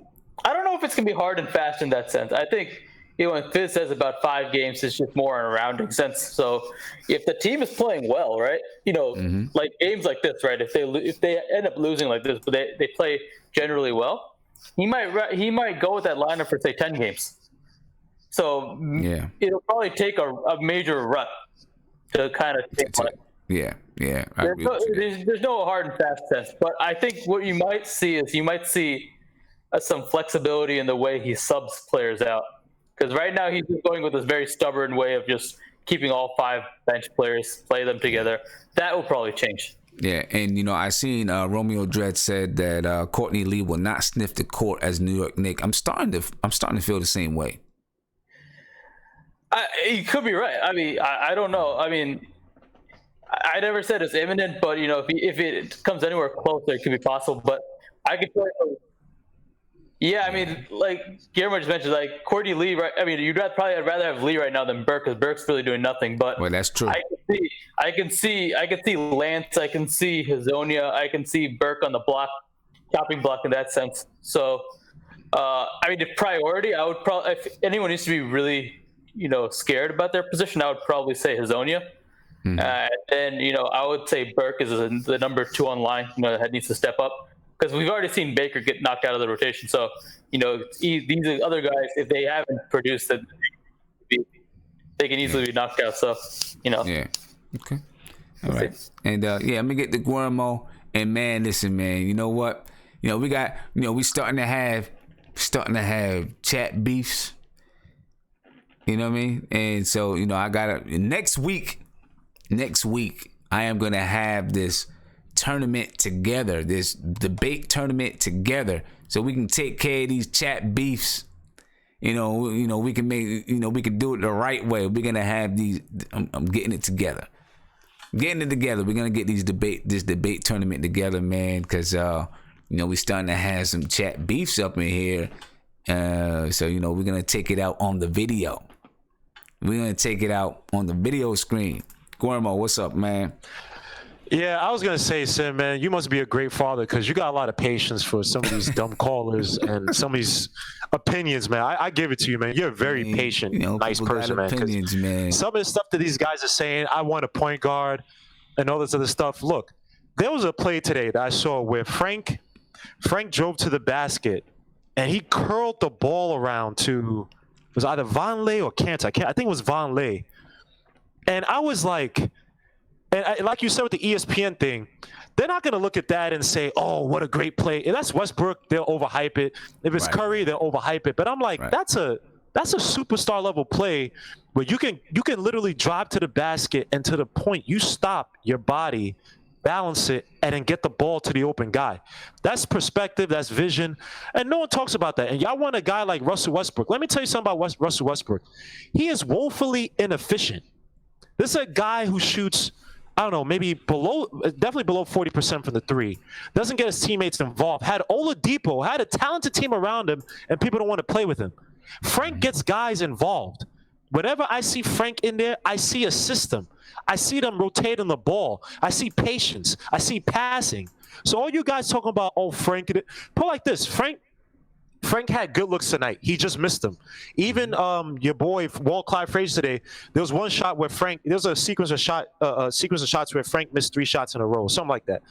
And there was one where he kind of hesitated at the top of his shot, and Walt Clyde Frazier is like, that's a confidence thing. And to me in my head, I'm like, I like this game. I don't like losing, but I don't mind seeing a 2 out of 10 game from Frank, because it's like, hey, he's taking his chances and he's not getting discouraged. He's going to look at this game and be like, look, wait, whoa, I had the space right there. Why did I hesitate? Why did I feel weird taking that shot? Right. Let this guy get his confidence, man, because I've seen Frank kill. Frank put up 17 against Golden State Warriors without playing a lot of the fourth, or a good portion of the fourth. Right. Everybody wants to talk about all this stuff. A lot of y'all guys don't watch basketball. Y'all just play 2K, and y'all think that, I got a 98 player in LeBron. Everybody on the Knicks should be like LeBron. Why isn't Hazonia like LeBron? Like, stop talking, bro. Y'all talk too much. Y'all know nothing about the Knicks. Stop, man. Y'all the people that y'all put the pressure when players want to come over here. They're like, them fans are too much, man, and the media is too much, man. I got to deal with Stephen A. Smith, Dan Iasola, and all these guys. Man, I want to go over there, man. Stop talking. Y'all make it bad, man. We got a nice system here, bro. A lot of y'all weren't counting on Dotson being nice, and look what Dotson's doing. Exactly, because a lot of y'all don't watch basketball. Y'all probably don't know what college you went to, so just shut up and watch the games, man. Now, for the lineups, I'll be very quick. What I think with the lineups, I like the starting lineup. I like the Vonleh Mitch experience. Now, Mitch has to get some strength.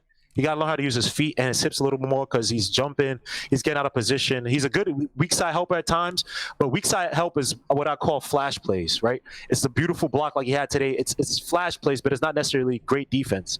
He has to keep his feet set. He has to learn how to put better balance. When he's guarding a guy, you don't need to be so top heavy because when you're top heavy, a guy gets a spin on you and you're done. Look what happened with Hazonia. Hazonia had one play where the guy, I forgot what it was, Sabonis kind of just spun on him because he was too top heavy.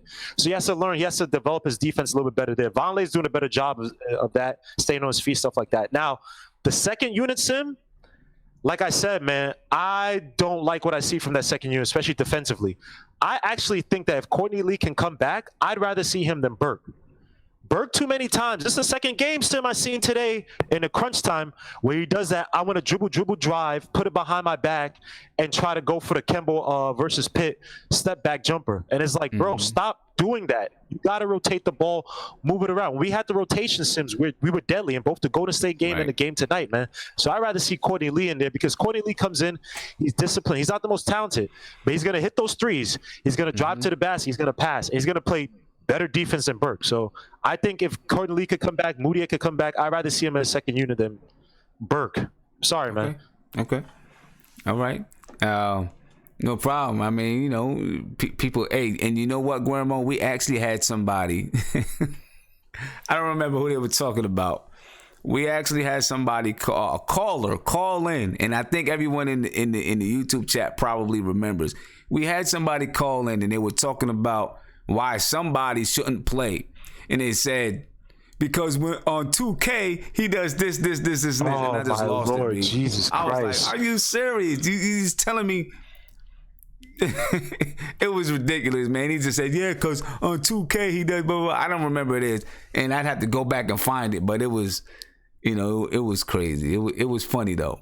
Because we do have a lot of guys playing my GM and you know, playing 2K, and then they think that, you know, somebody is a real good player because they can shoot on 2K or they know how to shoot with this person on 2K.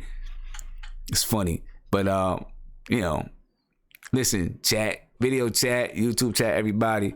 You know, sometimes we all gonna come at each other. It's all one big Knicks family. As long as we still, you know, we still got love for each other, it's just gonna happen that way sometimes. And you know, we have a good time with it. We have fun, and yeah, that's how it goes. One more question I want to ask you guys. I want to talk about Tim Hardaway and his evolution so far, what we've seen this season, right? I want to know, do you think Tim Hardaway can continue to play this way? Right? And can he, you know, he says, you know, he's been asking Coach Fizdale to teach him how to be the go-to guy. Can he become that guy one day? I mean, I think in order for him to do it, he's got to improve defensively, but I want to know if you think he can become that. All right, Isaiah, let's start with you. Yeah. Can you turn that down in the back, Isaiah? For me? Oh, yeah, I got you. Hold on, beloved. Yeah. Oh, yeah, you get me now? Yeah. So, oh, man. Oh, I'm sorry. Yeah, big shout out to Marty Knicks for the super chat. Somebody did say, I don't remember who it was. I hope it wasn't Marty Knicks. Someone did say that rebounds don't matter, too. I remember that. Oh, man. I remember that. Somebody said rebounds don't matter. It wasn't who's Mark T? No, it wasn't Mark. I think maybe it was Marty Knicks. I don't know, man. It was funny, though. I was like, what are they talking about? But go ahead, man. Somebody said rebounded. Oh, man. That guy, I don't know, man. Stephen A. me. Stephen A. is the worst. I don't know who's worse. Him or Frank Kyle, so. Yeah. All right, so what was you about to say? So talking about Tim Hardaway. Man, you know what, Sam? It's hard to do this because a lot of players play great in the beginning of the season. Mm-hmm. A lot of players, like right now, I think Kemba Walker's leading the league in scoring. I think. Mm-hmm. Yeah. That's not even a joke. Kemba Walker might actually be leading the league in scoring. Can Tim do it? Yes. The thing is Tim gonna put the work in to do it? And what I mean by that, we're gonna have days where we're gonna have back-to-backs. Can he do it back-to-back? Can he do it when we played four games in 5 days. Can he do it?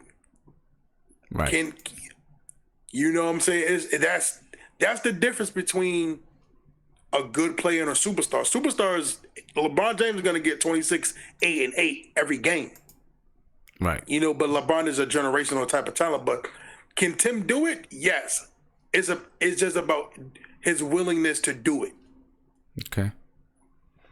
All right. And Mark, shut the hell up. I don't know what he's saying, but I just want to tell him, shut the hell up. I don't know what he's saying. He didn't say nothing, but I just want him to shut the hell up. Oh, wow. Ant, what do you think, man? Yeah, ask the question again. I'm over here acting crazy in the chat, so you gotta. Can Tim Hardaway continue to evolve and be the guy that he's asking Fizdale to help him become, which is the go-to guy? I mean, talent-wise, he's more than capable.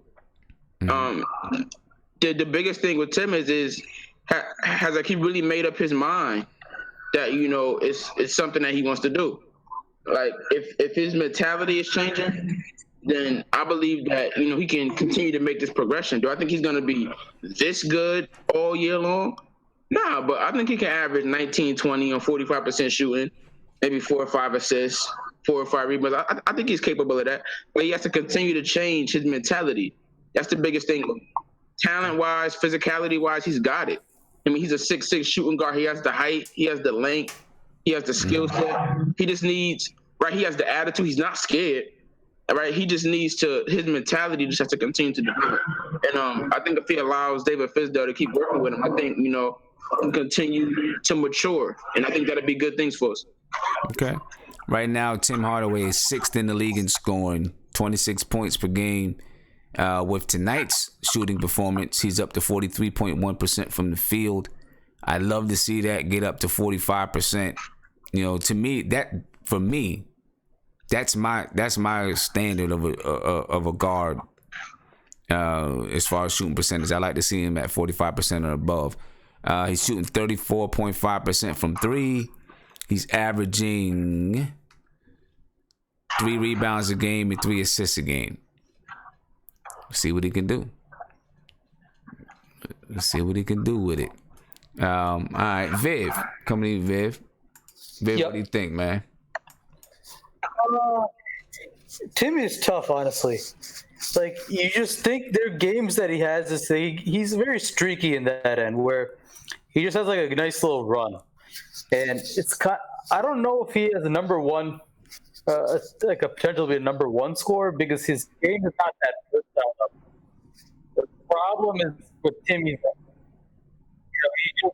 know, he gets a lot of his just bucket. Like he's like a very volume shooter in that sense. He gets a lot of threes, and then he'll occasionally get to the line. Like he needs to get to the line more, and you know, I think he needs to have more, you know, a very diverse offensive arsenal in a sense. Like he needs to, you know, drive more. He needs to pick his spots better, because too often, you know, Timmy has he kind of learned, I guess, just maybe being in Michigan, or maybe, I don't know, being with the Mellows and the J.R. Smiths of the world. Like, you know, he just wants to try to force his way to a bucket sometimes. Like you kind of saw it in the last few minutes, right? Up until the last few minutes of the game, you know, Timmy was getting all his shots in rhythm. He didn't really dribble too much to get a shot. Whenever he shot, he was getting a shot off the ball and just shooting it. All in rhythm, right? Right. Once we got down, you know, that's when Timmy was like, all right, I got to force this shot. And that's what kind of kills him, because he doesn't have the athleticism or like a Westbrook, for example. I'm not comparing you, right? Like he doesn't have a shifting speed to get his own bucket in that sense. Like he's not that type of player that, you know, he can get his own bucket like that, like an elite guard, like LeBron or Kobe or one of those guys could do it. Like Timmy doesn't have that. So when he tries to force the shots, it's frustrating because he's not that type of player. Yeah. So what he needs to do is he needs to vary his game, and he needs to understand he doesn't always have to take the first shot he sees. And the moment he does that, I think you'll see his percentages go up. So in order for me to kind of think if Tim's going to be that type of player, like he'd have to shoot around 47, 48%. Yeah. At least from the field. And if you can shoot 47, 48, and then get to the line, say at least maybe 5 times, 5, 6 times, then you get in the conversation. But until then, you're not in the conversation. And when you look at the top scorers in the league, I had somebody who the other day compared them to the top 16 players, and they were like, out of those 16 players, he's 15th in field goal percentage. I'm like, dude, you're not helping your case there. You know what I'm saying?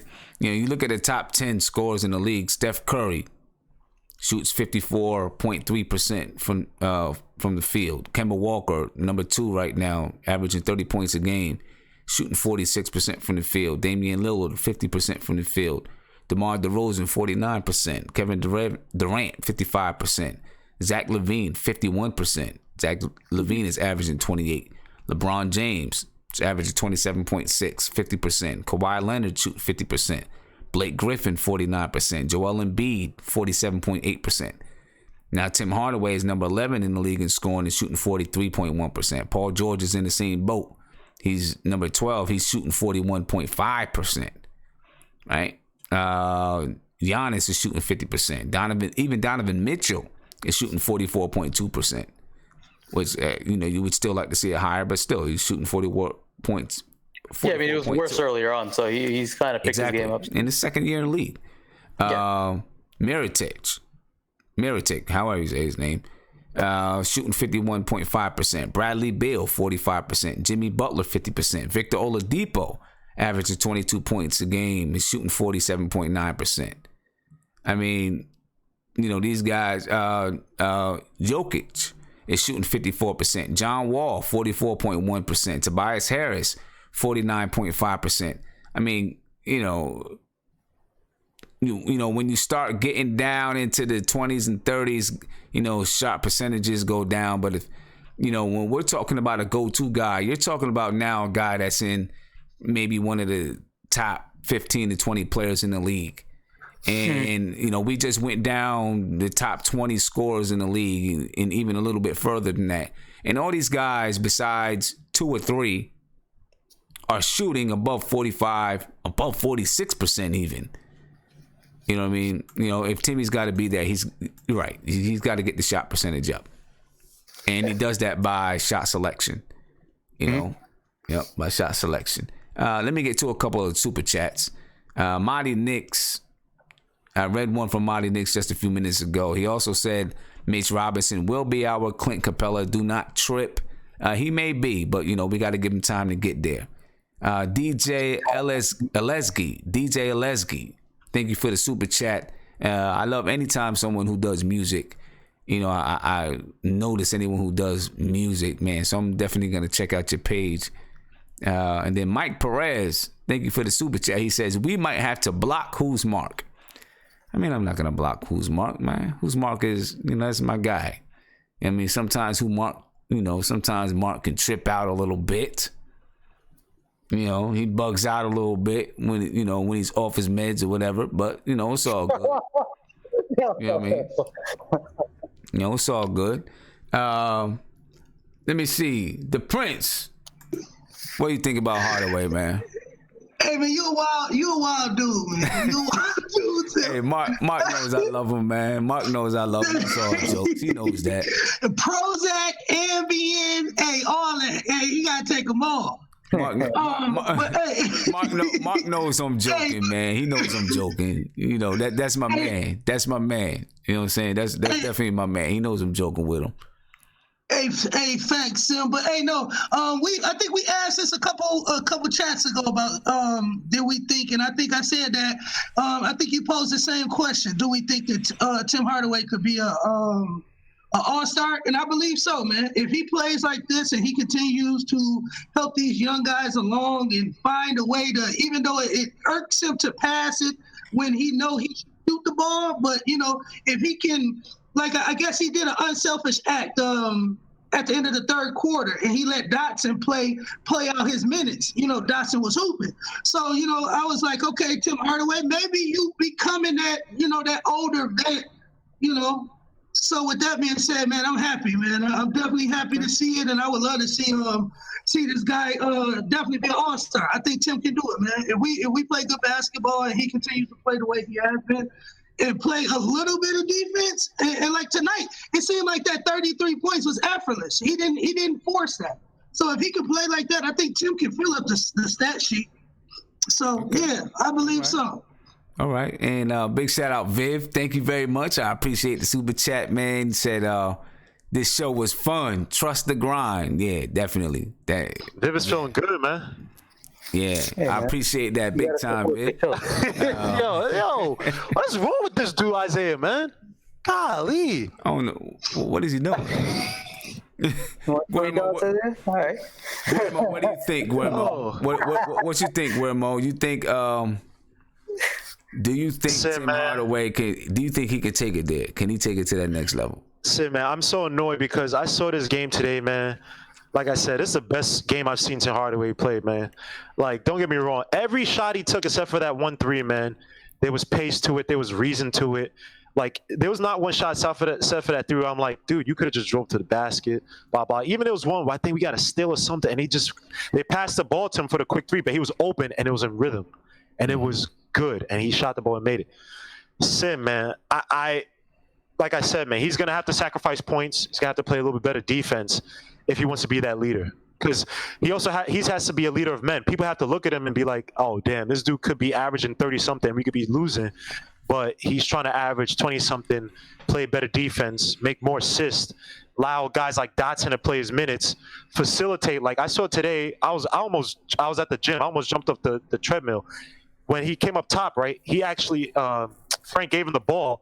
He dribbled, and he literally handed the ball back to Frank like, yo, you do it. And then he spread out. And I was like, oh, my gosh. Like, yeah. Yep. It scared me. I was like, oh, my, is this real? Is this real, Tim?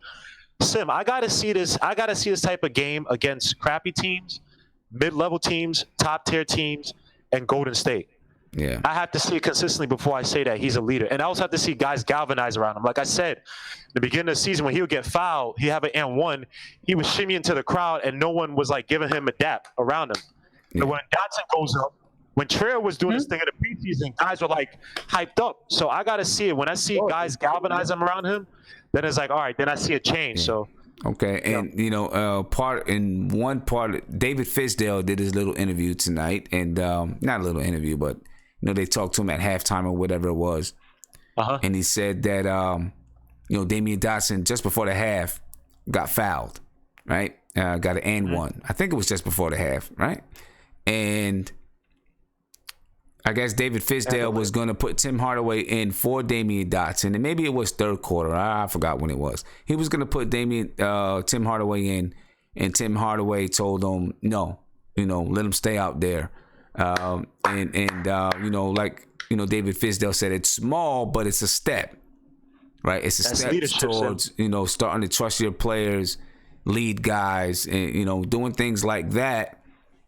Then guys, like you said, he gave it to Frank, told him, you do it. Doing things like that, not only is it going to help define you as a leader, but it's also going to, guys are going to grow because now you're like, no, you go get it. And you allow that person to make or miss, you still trust them to go get it. And if they miss it, you go right back, you go right back to them again and say, nah, go ahead and get it. Go do your thing. Right. And, that right there, now guys start to, like you say, galvanize around you. And they want to support you, right? Just like you're supporting them. When he can learn to do those things, that's going to be a big step in his growth. Yeah. They gotta like Sim. They gotta live vicariously through each other, man. Like when I saw what Frank did tonight, I mean, he was taking his shots and stuff. Maybe that was Tim Hardaway telling him. Maybe he talked to him before the game, like, "Yo, bro, we need you to be aggressive." When you got guys like that who aren't natural scorers, who don't have it, but you got guys putting that battery in their back. Mm-hmm. It makes you feel like as corny as it sounds, it makes you feel like you're on top of the world. Like you fear nothing. Like Gilbert Arenas said, he's like, yo, bro, when I was out on the court, you could see the guys who the coach had the short leash on and they were scared. they wouldn't take shots. But exactly. the guys when a coach gave you the confidence, Greg Popovich would be like, yo, go out and shoot. You were scared of them because it was like, yo, he might miss 2 or 3, but he's going to come back at you a different way. He's hungry. And when I saw what Frank did tonight, I know it was 2 for 10, but I liked it because it was like I saw a different side of him. Now, if Tim Hardaway was responsible for that, and I think you said that Tim Hardaway asked the coach, oh, how can I be a better closer? He actually asked him that? Yeah, that's what. Jeff Van Gundy was talking about. I guess he had a conversation with Fizdale, and Tim Hardaway asked him, "How can I become the go-to player? How can I get better and develop into that go-to guy?" And Fizdale told him, what he needs to do: better shot selection, improve his field goal percentage, but then also be a leader for your teammates, facilitate a little bit, get other people involved, those type of things. That's what Cantor needs to take a lesson from that. All that moping around and crying, fit into the team, man, find your position and excel at it. Make everybody better. Because when we win, you look good. Like Draymond Green's probably gonna get a max contract because he plays team ball. He's not a max contract player, but he's the epitome of team. He sacrifices everything for his team, and he's looking good because of it, and his team is winning because of it. Cantor got to learn from that, man. Yep. All right, man. We are down to. We've already gone a little bit over, but we had a energized chat tonight, man. Energized chat. Guillermo, I guess I'll give you the first crack at it, and then we'll start taking guys out. What's your take on the Dallas game? Tim, man. I ain't gonna lie, man. I'm scared, man, because. That Doncic, I thought he was gonna be a bust, man, and he's looking good, man. He's looking good. He's twitchy. I don't like twitchy players, man. I don't like players that got the got him on you, man. We got too many players that fall for the got him, man. Too many guys who leave their feet, they leave their hips. So, and that boy Dennis Smith Jr., man. I don't know what his numbers are, but he's improved from the beginning of the season I've seen so far.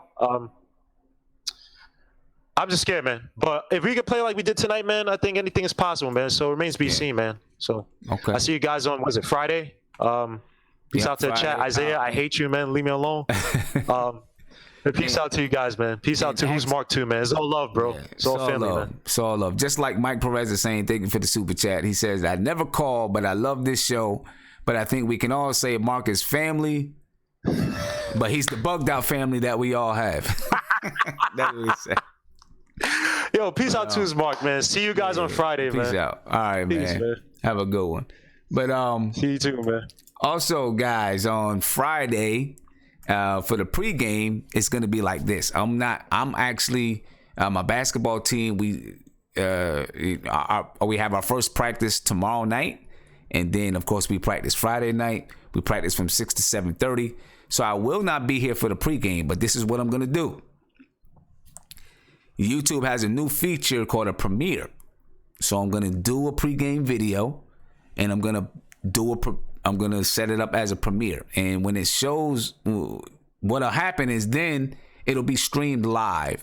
So you'll still be able to get into the YouTube chat. All right. So I'm going to do a premiere. I'm going to stream it live. You'll be able to get into the YouTube chat. But then I should be back home enough time for halftime. And, of course, I'll be home for the postgame. So, again, on Friday, the video, I'm going to upload a video. It's going to go live. You'll be able to watch it live just like you're watching it now, but it'll be pre-recorded. So you won't be able to call in. You just have, people will be able to talk in the chat. If I'm able to get away from practice a little bit and take a look at the chat, I'll say a few words in the chat, but then I'll be back on with the rest. And that's what I'll do all season. If I'm unable to get to do the pregame, then I'll upload a video that'll premiere, that'll be a live premiere. All right. So let me get to Isaiah's falling asleep, so I might as well get to Isaiah. Hey, I'm back up. What's going Dallas. on, Sam? We're talking about Dallas, man. We're down to the end of the show, talking about Dallas. Man, it's going to be a tough matchup. Luka Doncic is the real deal. The Atlanta Hawks are shooting themselves in the foot for that. Luka Doncic is real. But we can, listen, man. We've played hard every game except Miami. We can do this. And, at the end of the day, we can win this game. We got to play hard and do what we did this game. Also, I want to say, Mark is like the cousin that we really don't want at the cookout because he just talk a lot of crap. And only reason why he there because grandma really love him. So we got to be nice to him. He's grandma's favorite kid because so grandma always, he's the one we bully, but she always defended. He's leave my baby alone. I'm like, oh, okay, grandma, I got you. That's who Mark is. But right. we love Mark, man. Listen, man, we all argue on here. We all argue about Frank and all that. But at the end of the day, I got love for Lily, Phillips, Troy, all those guys, even though they're trolls. Definitely. I got love for Mark, man. He's a crazy dude. But the show is still going on without him. Well, let's get that straight forward. But he has some spice to the show. So I love everybody. I love Entertainer. That's White Jesus, White Chocolate, the Italian Stallion. So and you, Sim, are the father. You're the father of us all. We'll make that. You're the father of us all. So Sim, you got a lot of kids, man. Yeah, You got black kids, Indian kids. You got grandkids. You just, I don't know, man. You just spread the love. All right, man. Talk to you Friday. I'll talk to you Friday, man. All right, peace. Mark, shut the hell up. And Luka, by the way, is averaging 20.4 points per game, 6.4 rebounds, 4 assists, shooting 45.9% from the field, 38.8% from three. Yeah, kid is the truth, man. And listen, I mean, I didn't know too much about him because I hadn't really studied him that much. But yeah, the kid is the truth. Got to give it up for that. He's the truth.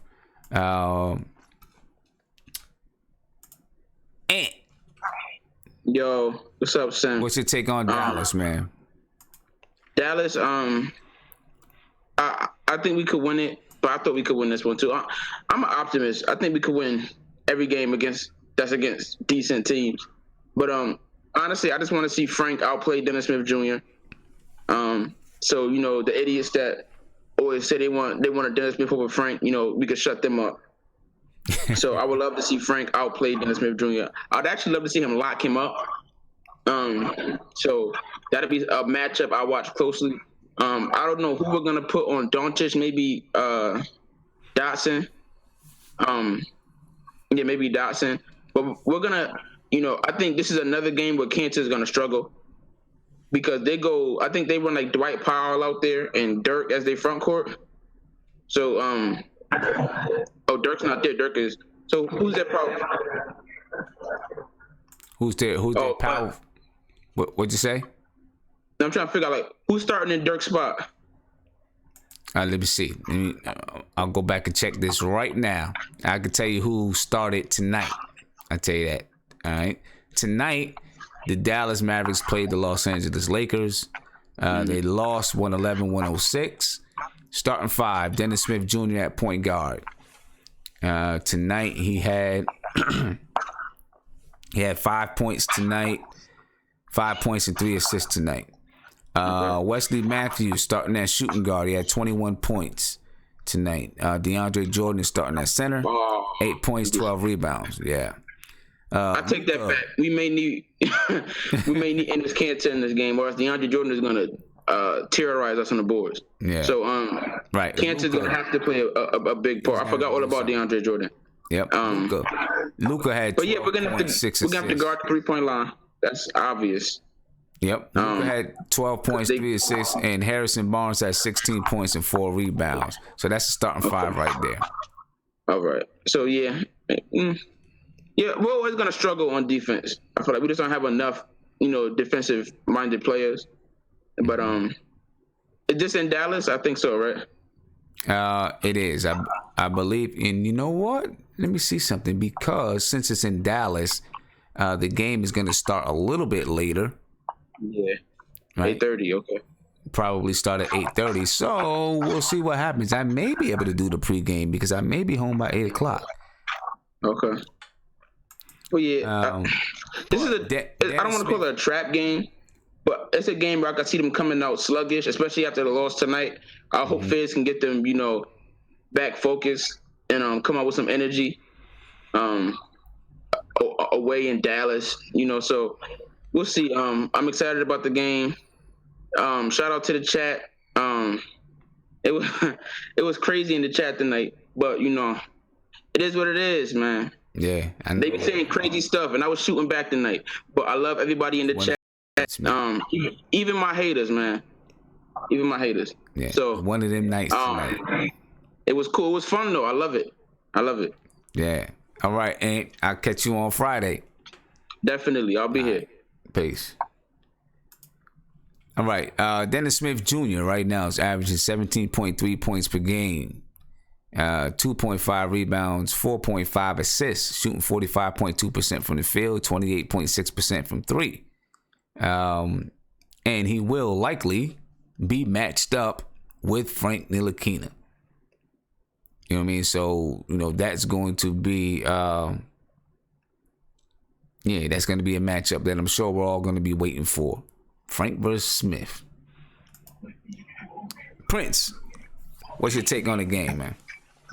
Honestly, I was sitting over here listening to Ant G, man, and he killed a lot. He killed basically, a lot of things that we need to look into. But my mind went to kind of like I think you had reiterated some about this, about our scoring. Who's gonna help Tim Hardaway, or if Tim Hardaway don't come to score, who's gonna pick up that that scoring? I hate to piggy up who's Mark, but again, now it's starting to seem like that we're having a problem getting to that 100 mark. So again, tonight we, like you said, we were inefficient shooting the ball. So again, going down there, who's going to be the guy? Is it going to be Cantor? Is it going to be Dotson? Who's going to pick up those extra minutes? So that's really where my mind is at, is who's really going to pack their lunch so that they can go down there to Dallas and, fight and scrap for a win, because we know Dallas, they're not going to let us win, even though, they sorry too, but they're not going to let us come down there and just beat them on their home court. Right. So we're going to have to find a way to fight and scrap through. And if it's another fourth quarter, maybe this would be that fourth quarter win that we pull out. But again, I really believe like this is going to be the game that somebody's going to have to step up, if it's like you said. And again, what's up with Isaiah Hicks, man? I mean, we ain't heard from that dude at all. So I mean, I ain't saying that he would help, but I'm just saying like he just popped in my head, when G had brought up DeAndre Jordan, because I mean that's something that I was thinking that we could have beat them up on the boards, but I forgot they picked up DeAndre Jordan for agency. So that's a big pickup. So Cantor, I mean, and this might be another one, like you said something about that too. This might be another game where Mitch might just have to sit on the bench, bro. Like you really can't do nothing with DeAndre Jordan. He gonna put you in a spin cycle. There's nothing you can do with that. I mean, DeAndre Jordan is gonna horse him down low. I mean, hey, it might be good for him, man. It might be good for him to just get out there and play against them and see what happens. Yeah, get beat up. Get dunked on a couple times. But, like I said, man, I'm definitely looking forward to this game. I would love to pull this win out, because we definitely need a win. I don't want to look up and we 2-10, 2-15. You know what I'm saying? Like, let's get out this 2-win mark, man. You know what I'm saying? Let's start pushing. But definitely, Sim, shout out to chat, man. Hey, coach them kids hard, brother. Definitely see you on Friday, man. And like you said, hopefully we'll be talking about a W. And, hey, man, shout out to the chat. Hey, one more thing. My mom used to always tell me, man, iron sharpens iron, man. So, hey, with that being said, chat, hey, don't have tough skin. Be able to deal with it, like Sim said earlier. If you got some beef, come in the video chat, man. We try to have some rules to the engagements, man. You know what I'm saying? So again, Viv is a pretty good referee. He keep it pretty clean for us. So come on in the chat, say what you got to say, get it off your chest, or speak it from your chest, like Kevin Hart say, man. Yeah. So again, chat, shout out to chat, do your thing, Sim, and we'll see y'all on Friday. All right, peace, man. See you Friday. Peace, sir. All right, Viv. Yeah, Dallas will be a tough game. I'll just tell you that.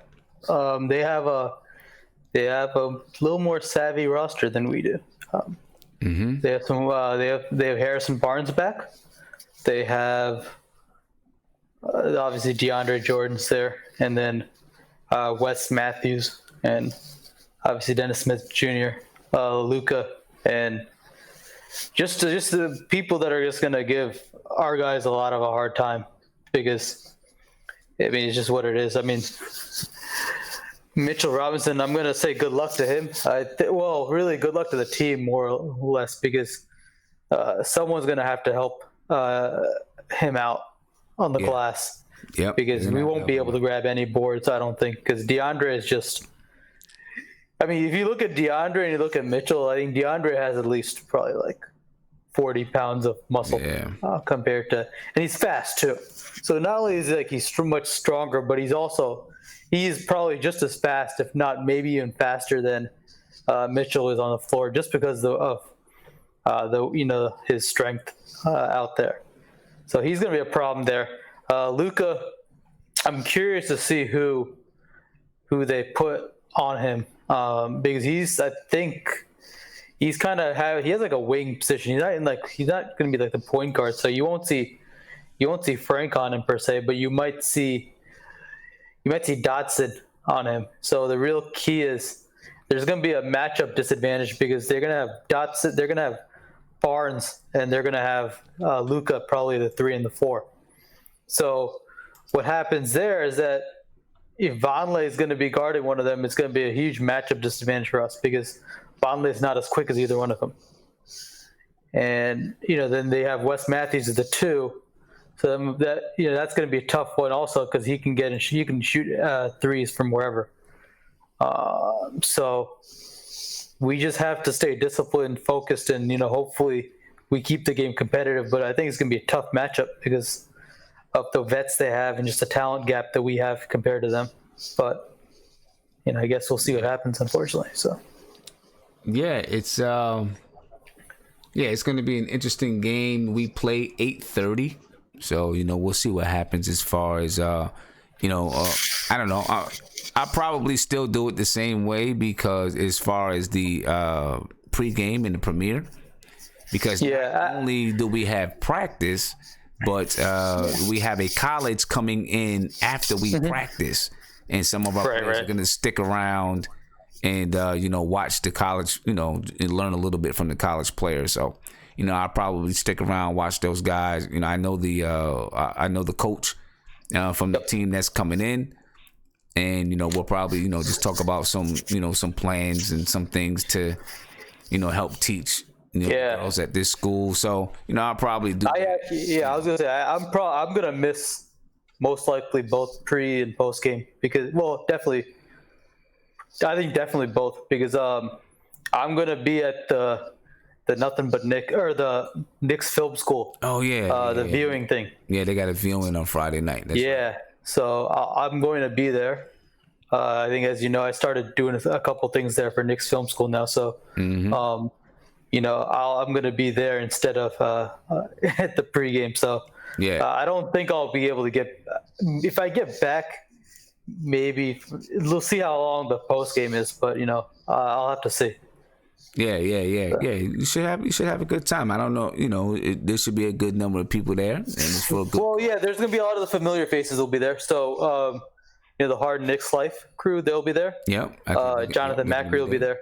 Yep. Terry and Trey will be there. Mm-hmm. And other people there's the people from the Knicks Film School Collective. So they all will be there. But there's so many people there now. So I don't know who specifically will be there, but I'm talking people outside of that. There should be some people there to just come and hang out, probably. So it should be cool. Oh yeah, no doubt. It's gonna be a whole bunch of people. Yeah. That's nice. I wish I was in New York. I'd love to be there, but I'll be rocking with it with everybody from here, and that's just as good for me. Yeah. You got the show, so as long as you get, you'll definitely have like 300 something people listening in. So it'll be a fun show. Yeah, it's gonna be a fun show. Now you're going to the Wiz game on Sunday, right? I hope. I hope we're still trying to get a few more people. I'm gonna see. I'll talk to the Wizards people tomorrow night, but we'll see. If not, then I just I'm gonna do my regular show from home. And right. That's what it is. Yeah, actually, I think if compared to those two games, I feel like the Knicks have a better chance against the Wiz. Mm-hmm. I don't like the way the Wizards are worse than the Knicks right now. They're, I think, 1-5. I think. Yeah. And I feel like they're about. I mean, no one seems to talk about them, but they do. I guess they do talk about them, but I feel like they're just about to like implode.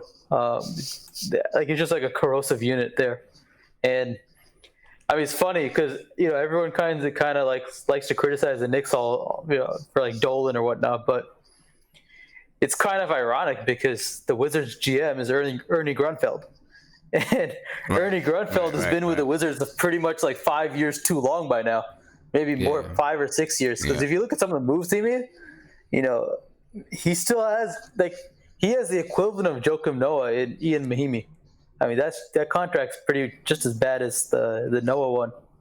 And then he doubled down on some like other bad ones too. So he pretty much spent a ton of money. Like that same summer we signed Noah, he signed like just as bad contracts too. And then and now this Wall extension, and he's like I just realized they're paying like $100 and like something crazy $1 million to like 5 players next year. It's ridiculous. Yeah. So. And look, I think this is after this year, I think you're going to see the Wizards start to break down and probably look towards rebuilding something because, I mean, they've been in the middle of the pack, middle of the pack to bottom of the, Yeah, they just try to get 45 wins, and it's just like it makes no sense. Yeah, so and they haven't like got any draft picks. It's just like it's a very funny. It's like a corrosive team. It's just I feel like we can beat them because I think we can just we can get them flustered and frustrated, and I think that kind of gets us to our advantage. Yeah. They're not going anywhere. But Viv, well, enjoy yourself on Friday. If I don't see you, but you can feel free to just jump in. From your phone, you can jump. Just for a second, even. Say what's up. Yeah. I mean, I'll try to get in if I can. At least for the post game, I'll definitely pregame. I can't, but post game, I'll try to. Yeah. All right. Sounds good, man. Yeah. Well, I'm gonna go ahead and log off for tonight. All right. Ladies and gentlemen, I'm logging off for the Mavs game. Like I said, my pregame is going to be premiered. So you can jump on the pregame as it's premiered, and then I'll definitely be here for halftime and for postgame. So we're gonna knock this out and have a good time. And I will see you guys. What's today? Wednesday. I'll see you guys Friday night. Have a good rest of your week, and we're gonna do this again Friday night. Chat. It was all love. Had a great time tonight. That tournament, that debate battle is coming next week. I'm gonna have it all together. We're gonna start getting contestants in so we can do this. But anyway, I'll talk to y'all later. Have a good one. Peace.